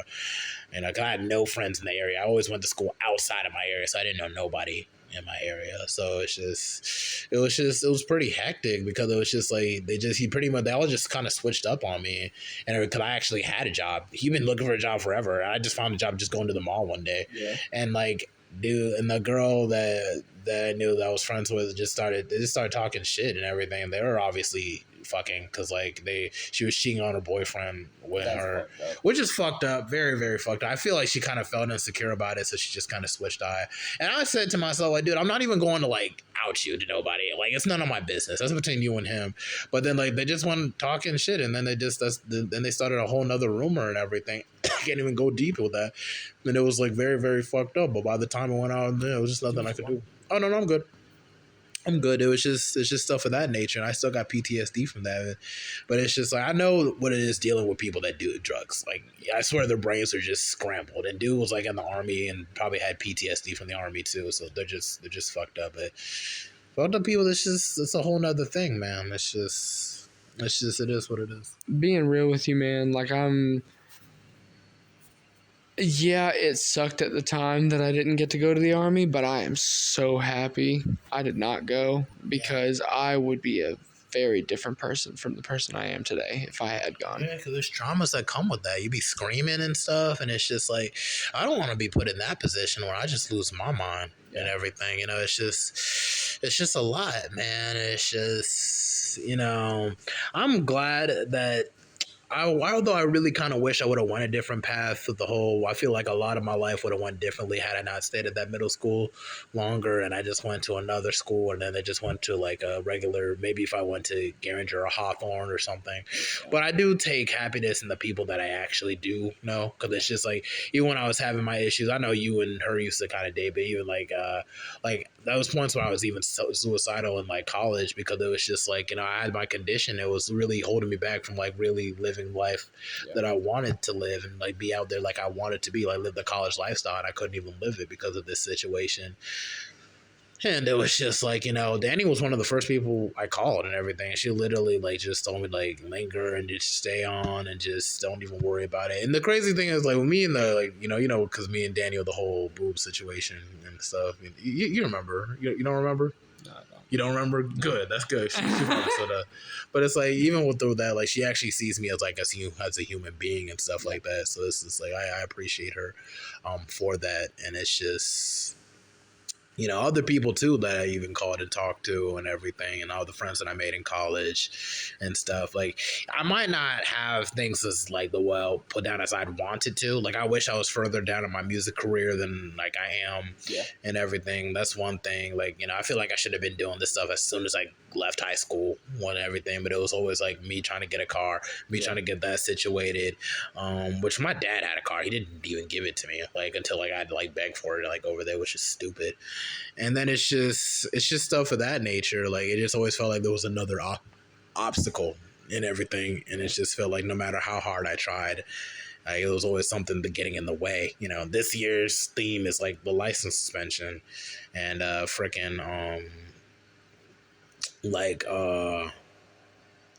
just me trying to find a job. Like, those are the main two things, and then like me trying to get money for my next treatment, and then me trying to find a way to get back in the studio again. It's just life just kind of, it gets complicated, but it's just, I always try to keep things in mind that things are just going to be all right. And, that's why I've been like going to like these spiritual guys, and they all say like, I be trying to test them and everything to see it, but they usually be pretty accurate. So they just say like, in the future things are just going to be fine, and this is how life is going to be for you. And just stay longer and things will be just fine. Yeah. And that's what I try to keep in mind. And that's what really keeps my head out of the gutter for suicide. Although like it'd be on my mind from time to time and everything, I've been there. Yeah, it's just like, there's especially when I was battling my addiction and stuff, that was probably the lowest point I've been at in my life. Mm-hmm. I like literally, and I'm gonna say this is a trigger warning, just in case anybody that's listening is feeling like this. Which, by the way, if you are feeling like this, seek help, because you are important and you matter. But there was one point when I had cut everybody off.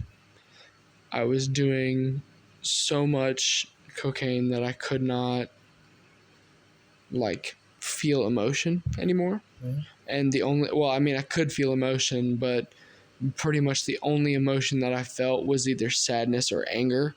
And the anger was usually from either not having cocaine or because I was so sad and I didn't know why I was so sad. And I didn't know why I was so sad because I was frying my brain so much. Mm-hmm. But I had bought a shotgun for home defense probably 3 years before that. And one of the guys that I was living with, nobody was supposed to be home at this point. So I had gone upstairs. I was listening to music real loud, and I was doing my coke and stuff. And I went in my closet, and I pulled the shotgun out and shit, and I was sitting there. I was cleaning it, and then something just like took hold of me. Mm-hmm. And I was like, I need to do this right now. Like right now. And I loaded it, and I turned it, and I was sitting there, and I hesitated. And I didn't know what made me hesitate in the moment. But my friend and roommate like came in the room because he heard me in there. Apparently he had been knocking for a while, but I couldn't hear him because of the music. And he found me with it, like turned on myself, and my hand was sitting by the trigger. He like, and I give him props for this because, you know, like tackling someone with a loaded firearm is dangerous. No, really. To not just the person that's holding it, but yourself. He like tackled me and like wrestled the shotgun away from me and shit, and put it in his room and like locked it up and made sure I didn't have access to it. Yeah, he really did me a solid on that one. But like I've been in that dark place, and it fucking sucks. Yeah, man. No, seriously. Thanks for sharing that, man. Because I know it's like I feel like mental health. I know we're past mental. Is September still Mental Healthness or Suicide Awareness Month, right? I think so. Oh yeah, it is, isn't it? God, so it is actually relevant to the month. I thought it was last month. It's also Hispanic Heritage Month. Today was actually, I think, the first day of it. Oh, really? Oh, okay. Nice. Well, happy to all my all my Mexicans friends out there and stuff. But yeah, man, it's just being in that dark place. It's like, you know, to put it more deeply on what I was going through my senior year of college and everything. And this is crazy. I had to go through this. My senior year in college, I was back in Baines Hall. This is the same Baines Hall I was at for 3 times. It's like the freshman dorm room, so it was like really kind of shitty. But it was like I still had I had the room to myself this time, so sharing it. So, yeah. So it's just like I was pretty happy. This is the 3rd time I was there, but it was just because it was like, you know, like we have this little group of friends we call us like Big Baines and everything, and we're all met up in Baines, so it's just like that's kind of like our mini like pseudo rap group and everything. And when one of my friends, Justin, came up with it, I need to hit him up next time I get a chance. But it was just, yeah, man, I was in my room. This is after I saw this girl and everything. This one girl. And I wanted to date her and everything, but I couldn't because I had this condition that didn't allow me to go through with it and everything. And I never told her. But it was just like, there was kind of like an exchange of like just some texts, just stuff like that. But I never got to like hang out with her or nothing like that. But I saw her around, and like she kind of like came up, gave me a hug from time to time. But it's like I still didn't like push forward because I knew deep down in my mind, like I got to keep in mind my condition and everything. And I just can't. I don't feel like she would understand and stuff of that nature, because you know it's just a lot. And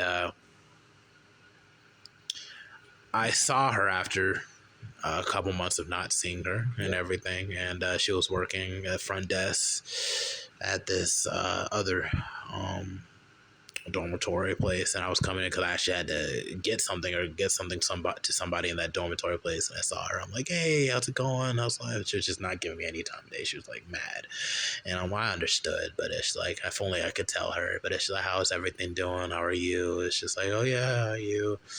And everything, and it's just like, okay, I just need to get to this room right quick, and like, yeah, sure, yeah, do so, and everything, and it's just, That's tough, man. I had to deal with this for 6 years, man, since I was 18 years old. Man, I'm gonna tell you right now, the best thing, and you know, obviously, you know, things might be already settled or whatever, but the best thing you can do is lay all your cards on the table, put the ball in her court, let her do what she's going to do with it. Because it at the end of the day, life goes on. Oh yeah, most definitely. Some people know about like my condition and everything. I can't really go through like telling anybody until I actually find a cure and everything. But certain people know what's up. But as I was walking away from that dormitory and everything,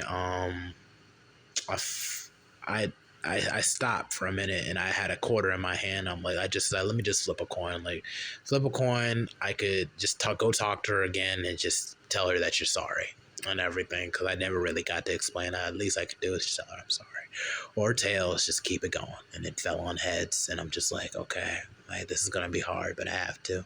Yeah. And now it's just kind of stuttering and everything, and my voice was low, and I just couldn't. Even though I did say I was sorry and everything, it just kind of came off, because that's like, I ain't really know her like that, but it was just like, that something could have like really happened with somebody, and it just never, it couldn't materialize because something. And it's just something that you had to deal with. Now it's like I'm 6 years into dealing with this, like fresh out of high school dealing with this, like a whole nother problem. And you're spending hella dollars. You had to get on Greyhound to go jump between DC and back for weeks and everything. But at this point, I wasn't really going through on that part of it. This is my senior year of college, and I feel like it robbed me of so much. And college was supposed to be the 4 years. I was just gonna turn everything, make up for all the stuff I missed out on the past couple years, and it just. I couldn't even do that entirely as much as I wanted to. I got good grades, and I was graduated at the top of my class, so those were positive there, and I met a whole lot of good people, but there was still parts of things I was just kind of missing and everything. Yeah. And it's just like I had to leave that dormitory with my head down, and I was just sitting in that room, and I just think about all the things the stuff has robbed me from, all the opportunities I missed out on and living, and I'm just like, you know what? I had these pills. That was supposed to help my condition, and I had some whiskey and everything and alcohol, and I'm like, whatever. I've already come up with a plan. I'm gonna take all those pills down. Whatever happens is gonna happen. I'm gonna drink all the alcohol, and whatever's gonna happen is gonna happen. I'm tired of being tired. I'm tired of being misunderstood. I'm tired of missing out. I'm tired of being ridiculed. I'm tired of the rumors. I'm just tired, I'm tired of like going around and being snickered at, and I'm tired of people backstabbing me and adding on to those rumors and saying all types of stuff, and that's not even the case. And, I was leaving some voice recordings on my phone, just like I was recording like this, just making a list of people and just telling them sorry. You were on that list too, and it's just like, and Taylor and a lot of other people, Siggy was on that list also, a lot of people were on that list. And then I realized, dang, this is a long ass list. Like, wow, but I had to get it out of my system. I had to at least tell people that I was sorry and everything, because I know they would have felt some type of way if I was gone. I definitely would. Yeah, and it's just like, it's just, a whole lot of things. Like I keep in mind that I had to kind of advocate for myself. I had my dad wasn't there to protect me or advocate for me. I only had my mom, so we didn't have the best relationship and everything, and it's just like, and I feel like I've kind of went past a lot of these obstacles, and I've still made it to college, still making it out of college. But then it was just like, but I feel so unfulfilled and everything. Like, I'm so depressed. Like, why is this happening to me? Why out of everything that could have happened to me, why was this happening to me? And so it's just like, I feel like some people would have lasted a lot shorter. Like, I feel like I came this far, I tried my best and everything. And I just kept dropping voice recordings after voice recordings to people saying, I'm sorry. I try to talk about some good old days and everything. Maybe try to brighten it up somehow for what I was going to do next. And for what I decided I was going to do next. But then I just decided, like, let me just talk to like one of my mentors. And the first mentor, I just talked to my mentor, like Mr. Sean Andrews and Dr. Heath and everything, or the Men's Achievement Center, one of my main mentors and everything. It's like, hey, just don't worry about it. Stop worrying about people. You will overcome this. You will get past. They actually know what's going on, like really what the condition is.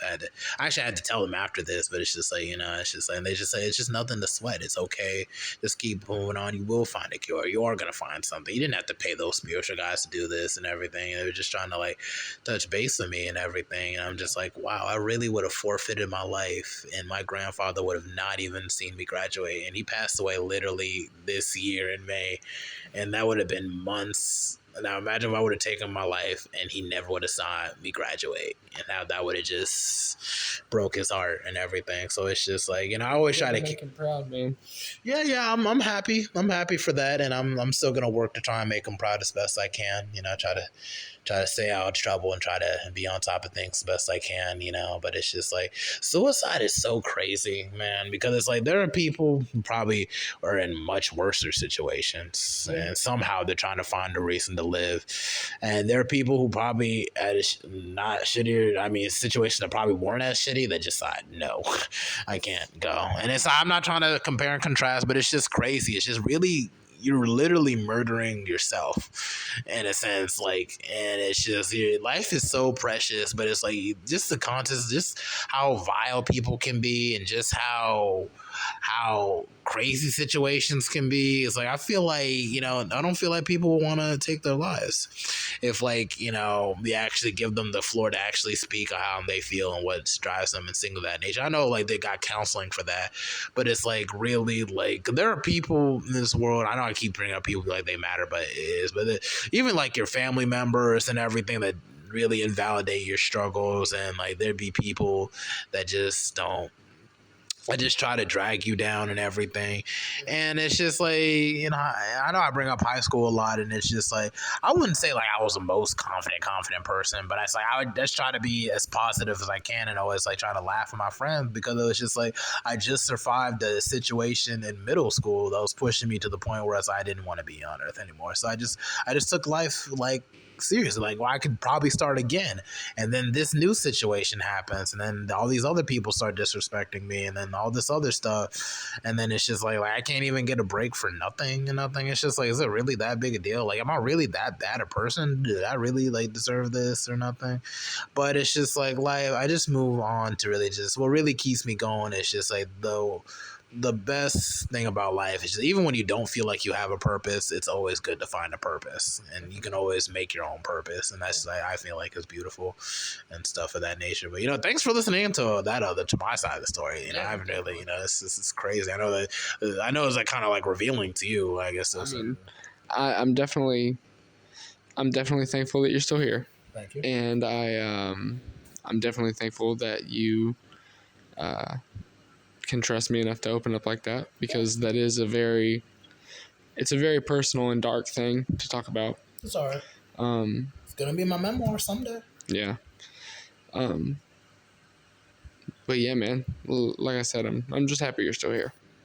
I'm happy that I know there's people that are happy that I'm still here, and there's a lot of people that I would have hurt if I would have did that. So it's I just try to keep that in mind. That it is what it is, whatever I'm going through and everything. I know I'm gonna find a cure for this condition, even though it's been 6 years, which is that's a long time. That's enough time to start first grade and stuff, when you think about it. So it's just it's crazy. But at the same token, it's just there are still options, and there's still things I can do, and I haven't tried all of them out yet. So it's just I'm gonna just keep my head up and just keep going forward. Spiritual guys say I'm gonna overcome it, so I'm gonna just keep that in mind. And that's just it. We've been talking for well over an hour and almost 2 hours. We haven't said nothing about Mandalorian.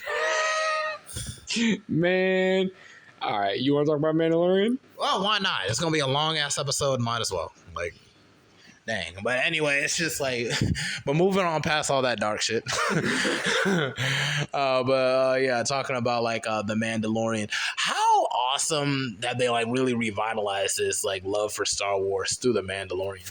Man, yeah, I feel like the revitalization even began as much as people don't like them. The newest Skywalker saga with Rey. Yeah. I was just happy to see new Star Wars, and yes, for the nostalgia purpose, but because I was excited for all of the kids and the next generations that are going to be as excited about Star Wars as I am, Mm-hmm. I grew up on that shit, and now there's going to be entire generations after us that are growing up on a new generation of Star Wars that grew up at the same time as them. Mm-hmm. And I'm really excited with how they're diving into Star Wars with the TV series is. Like Mandalorian, I feel like was awesome. Book of Boba Fett was awesome. I am the most excited for the Ahsoka series because I know you fuck with the Kenobi one. bro, the Kenobi series. Long time coming. Fuck with it. It literally brought me to tears seeing Obi-Wan and Anakin fighting like that again and seeing just the pure rage and everything that was coming off of Vader towards Kenobi. And like obviously anybody that knows anything about Star Wars knows that it's an entirely fucked situation from the get-go. But it was just really cool seeing, like middle-aged Kenobi before the first Star Wars movie that ever released. And he didn't really look all that middle-aged. Like, Ewan McGregor ages just gracefully, man. Like fine wine. No, seriously, everyone aged gracefully. You wouldn't think like 20 years already passed. Yeah, seriously. Whatever, I don't know what's going on, but it's happening, man. Like, seriously. And it's just like one thing I really appreciate about the Kenobi series, that it actually built a connection between Obi-Wan Kenobi and Leia without it making it seem like it was just kind of shoehorned in. You know what I'm saying? Like, definitely. oh yeah, like way through stories I know about this guy. Yeah. And like anybody that has read the books, or which there are so many books, A lot. Or the comics or anything, or even played like any of the old games, they would already know about Ben Kenobi's relationship with Leia, but they wouldn't know about it in the extent that we do now without The Mandalorian. And I think that part specifically is so cool because, like, Jon Favreau has really taken Star Wars and just did right with it. I don't know who they got to direct for for the sequel series. It wasn't even supposed to be like that. They weren't even supposed to be like a First Order. It was actually originally supposed to be Darth Maul, supposed to be like the main villain, and actually it was supposed to be the galaxy was supposed to be in anarchy because it was now nobody to really take control, so that's what I wanted to see. I wanted to see, like, it was supposed to be more deep with criminals and stuff, like seeing that world, because we saw like the Republic, then we saw the Empire. Yeah. We should have seen like an anarchy. Definitely. Star Wars in an anarchy to really see just like what was what. The entire galaxy just in utter chaos. That would be so cool. That would have been cool because it would have just gave it a new breath of fresh air. Yeah. The thing is, everything was so stale in the sequel series. Like, we're supposed to believe Ben Solo is just evil for no reason and tempted to go into the light side. It's like, you don't know how this stuff works. People are tempted to go to the dark side. Ben Solo is like the epitome of an emo kid. No, dead ass. It's just like, and it's just like his parents talking about, it's like, yeah, he's on the dark side, but he'll come back one day. And I'm like, dude, this person is murdering people. What are you talking about? He's like literally slaughtering entire Even planets. Jeffrey Dahmer's parents is like, what the hell? Like, y'all are just like, yeah, like, he's kind of evil now, but he's just going through a phase. Like, come on, like, dude, these people are literally Hitler, kind of. Dude, it's just, there's just so much things about it. There was just like, me and my brother were just talking about it for like an hour just driving, and it's just like, you got freaking like Luke Skywalker on like this other planet. The planet extended looked amazing because it was like, it was the whole first planet with the race started on another desert planet. It's just like, it was a fresh air. Yeah. Different planets, different settings. Let's do that. And it's just like, you got him drinking like sealed titty milk and everything. And it's just like, come on, man. This dude was trying to freaking fight the Empire off the farm. And that's his retirement plan? What kind of nutrients is with that, man? Like, why would you put that in the movie in the first place? I'm just still like, that rolls my eyes so heavy. Like, green sealed titty milk. Yeah, no, like, why was that man chugging that shit like that? No, how long has he been on that island to be so comfortable? Just, I don't even know, man.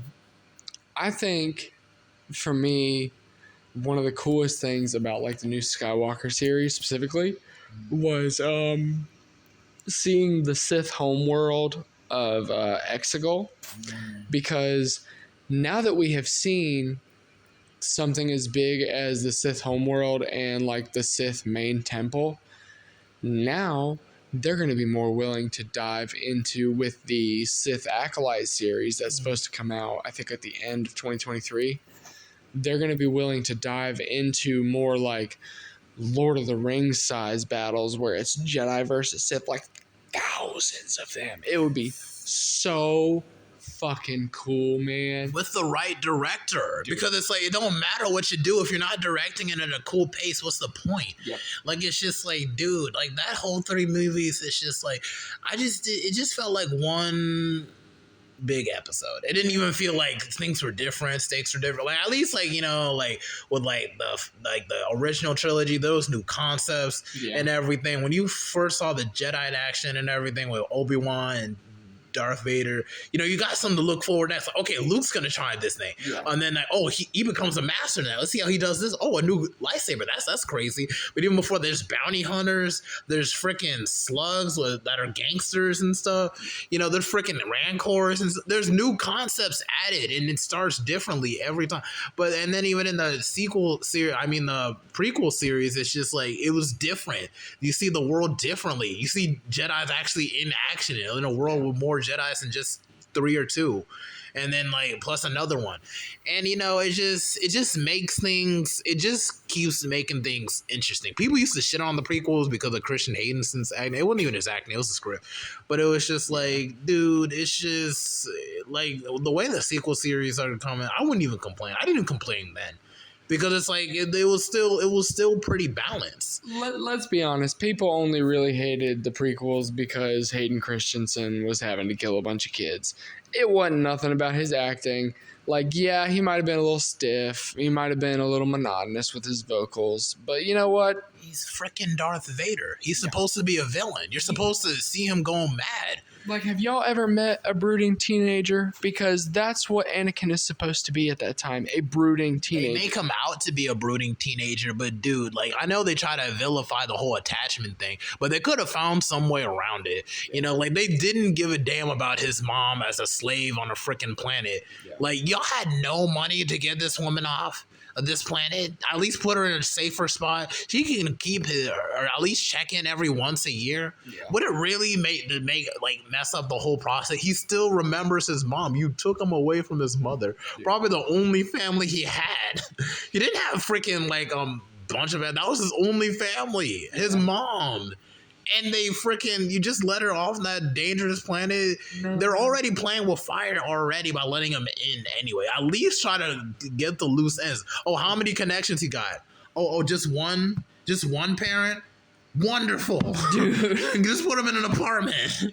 Let me recommend something to you real fast. I have been recently reading Star Wars novels. Oh no, I got ADHD, man. I'm sorry. I'll look at the videos and have somebody else explain it. That's like I like it when people do that. Like just break it down for me. I got ADHD. Like I got this one book called The Four Agreements, and I had to start all the way over because it's like literally I hadn't touched that book in like months. I'm like I already forgot what I was learning in that book. Well, I do recommend the Star Wars Old Republic trilogy. Most of them touch on pre-Republic and thousands of years before the Clone Wars. Yeah. Hello. How's it going? This is my friend Bethany. Bethany, this is T. Nice to meet you. I go great with marshmallows. But yeah, the Old Republic series is really awesome. No, I bet. I know I've seen the trailers for like the game and everything. It seems like a whole lot of world building and stuff. At least it seems kind of more balanced and more Siths, and there's just so much Jedi. So it's like an actual war, which is like that's what really catches my eye about it. And the whole what's his name, Darth Revan and stuff of that nature. Darth Revan is such a complicated and wonderful character. No, see, I've seen the YouTube videos. But it's like, it's just there's so many concepts. I feel like at least the Old Republic, if they can get somebody on it to actually bring it to like actual screen and everything. Keanu Reeves, dude. If Keanu Reeves is not Darth Revan, I will riot. He is the perfect person to play Revan. You have him in fantastically heroic roles, like where he's in The Matrix. You have him in anti-hero roles where he plays Constantine, where he's literally fighting Satan.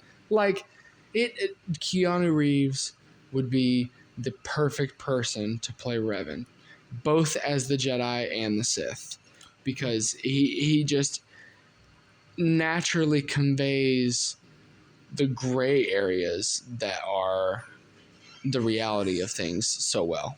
Yeah, man. I mean, see, and then there's something to sink your teeth in with that. But it's just like these sequels here. I know I keep coming back, but it's just like, dude, like, bro, it wouldn't be that hard to. If you want to kill off all the characters, and that's fine. That is a-okay. But it's like, dude, don't leave him on a cliffhanger. Don't do all this weird stuff like saying that, like, freaking Luke Skywalker, same Luke Skywalker that thought Darth Vader had some good in him, mind you, just felt some type of way about his nephew.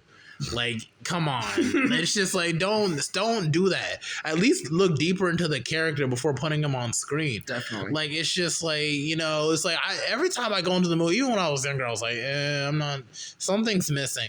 It's like my uncle just thought like, oh, because there wasn't a whole lot of lightsaber battles, and I'm like, no, dude, it's like the buildup. You mean to tell me like this woman right here just knows how to use like freaking lightsaber things after like how long? Yeah. After not even taking a class, not even an online course. You're telling me she's a master of the Force and she never went through Padawan training, and she's a master of the Force within a week just because Leia is her teacher? I'm sorry. Leia Organa is a fantastic person, a fantastic leader. Yeah, a fantastic character. And she also went through Jedi training with Luke and everything. I would have loved to see her like actually be the one that finds Rey, and then like she actually becomes that master for her. I would have loved to see that, and then maybe Luke can kind of continue like the stuff in the second one. They can kind of co-master her.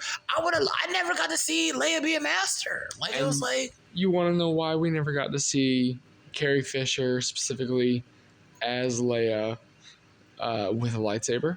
Why not?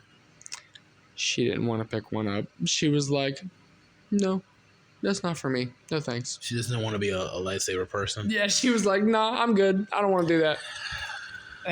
But they could have gotten CGI. Like, yeah, and I mean, they did for the scene where her and Luke are running through the Force training. Younger and everything. They're getting really good at that. I love the technology that they're doing. They did the same thing with that in the Cobra Kai show. I don't know if you've been watching Cobra Kai, but it's amazing. Are you able to pause that? Okay, surely hold up a second. Hold up. Hey, y'all, it's just like, I know we gotta leave this at a cliffhanger and everything, because it's literally almost 12 in the morning. Yeah. Dude. Like, I didn't even realize how much time passed, bro. I shouldn't even be out this late. But it's just like, dude, like, no, seriously, it's crazy. It's so crazy, but it's just like, I really am glad to hop on with my boy Chase and everything, Chase Elswick and everything. We go back to Queens Grand, been friends ever since, even though we haven't really been hanging out in a while. That's just adult life, man. Some of us are just friends from afar and everything. Yeah. Maybe one day he'll probably be in the crowd when I'm like, at my concerts or something like that. Yeah, he really likes my mixtape somehow. Yes, I think it's all right, but he thinks it's really, really nice. So I appreciate him for the feedback on that and everything. But it's like, we got to really cut this loose, because like, we could probably do this again some other time, maybe for season 3. Definitely for season 3. But this is really, really long. I don't even know if anybody's even listened to this far into the damn podcast, but it is what it is. But thanks. Hey man, check back next time if you want to hear some crazy ass Star Wars comments and shit. I am a well of knowledge when it comes to Star Wars. maybe for season 3 we can get like Huntley on too and everything. We probably just get a whole set and everything. So I just want to get to 150 so I can change the format. So once I get some equipment to change the format, we can actually sit down and actually do this simultaneously and stuff of that nature. But I want to say thanks again for hopping on. You got anything else you want to say? We can bounce. Or the last thing you're gonna say? Well, thanks everybody for listening. Check out T's mixtape, man. It's pretty fire. Ego trip. All right, thank you very much. All right, take care. All right, good night.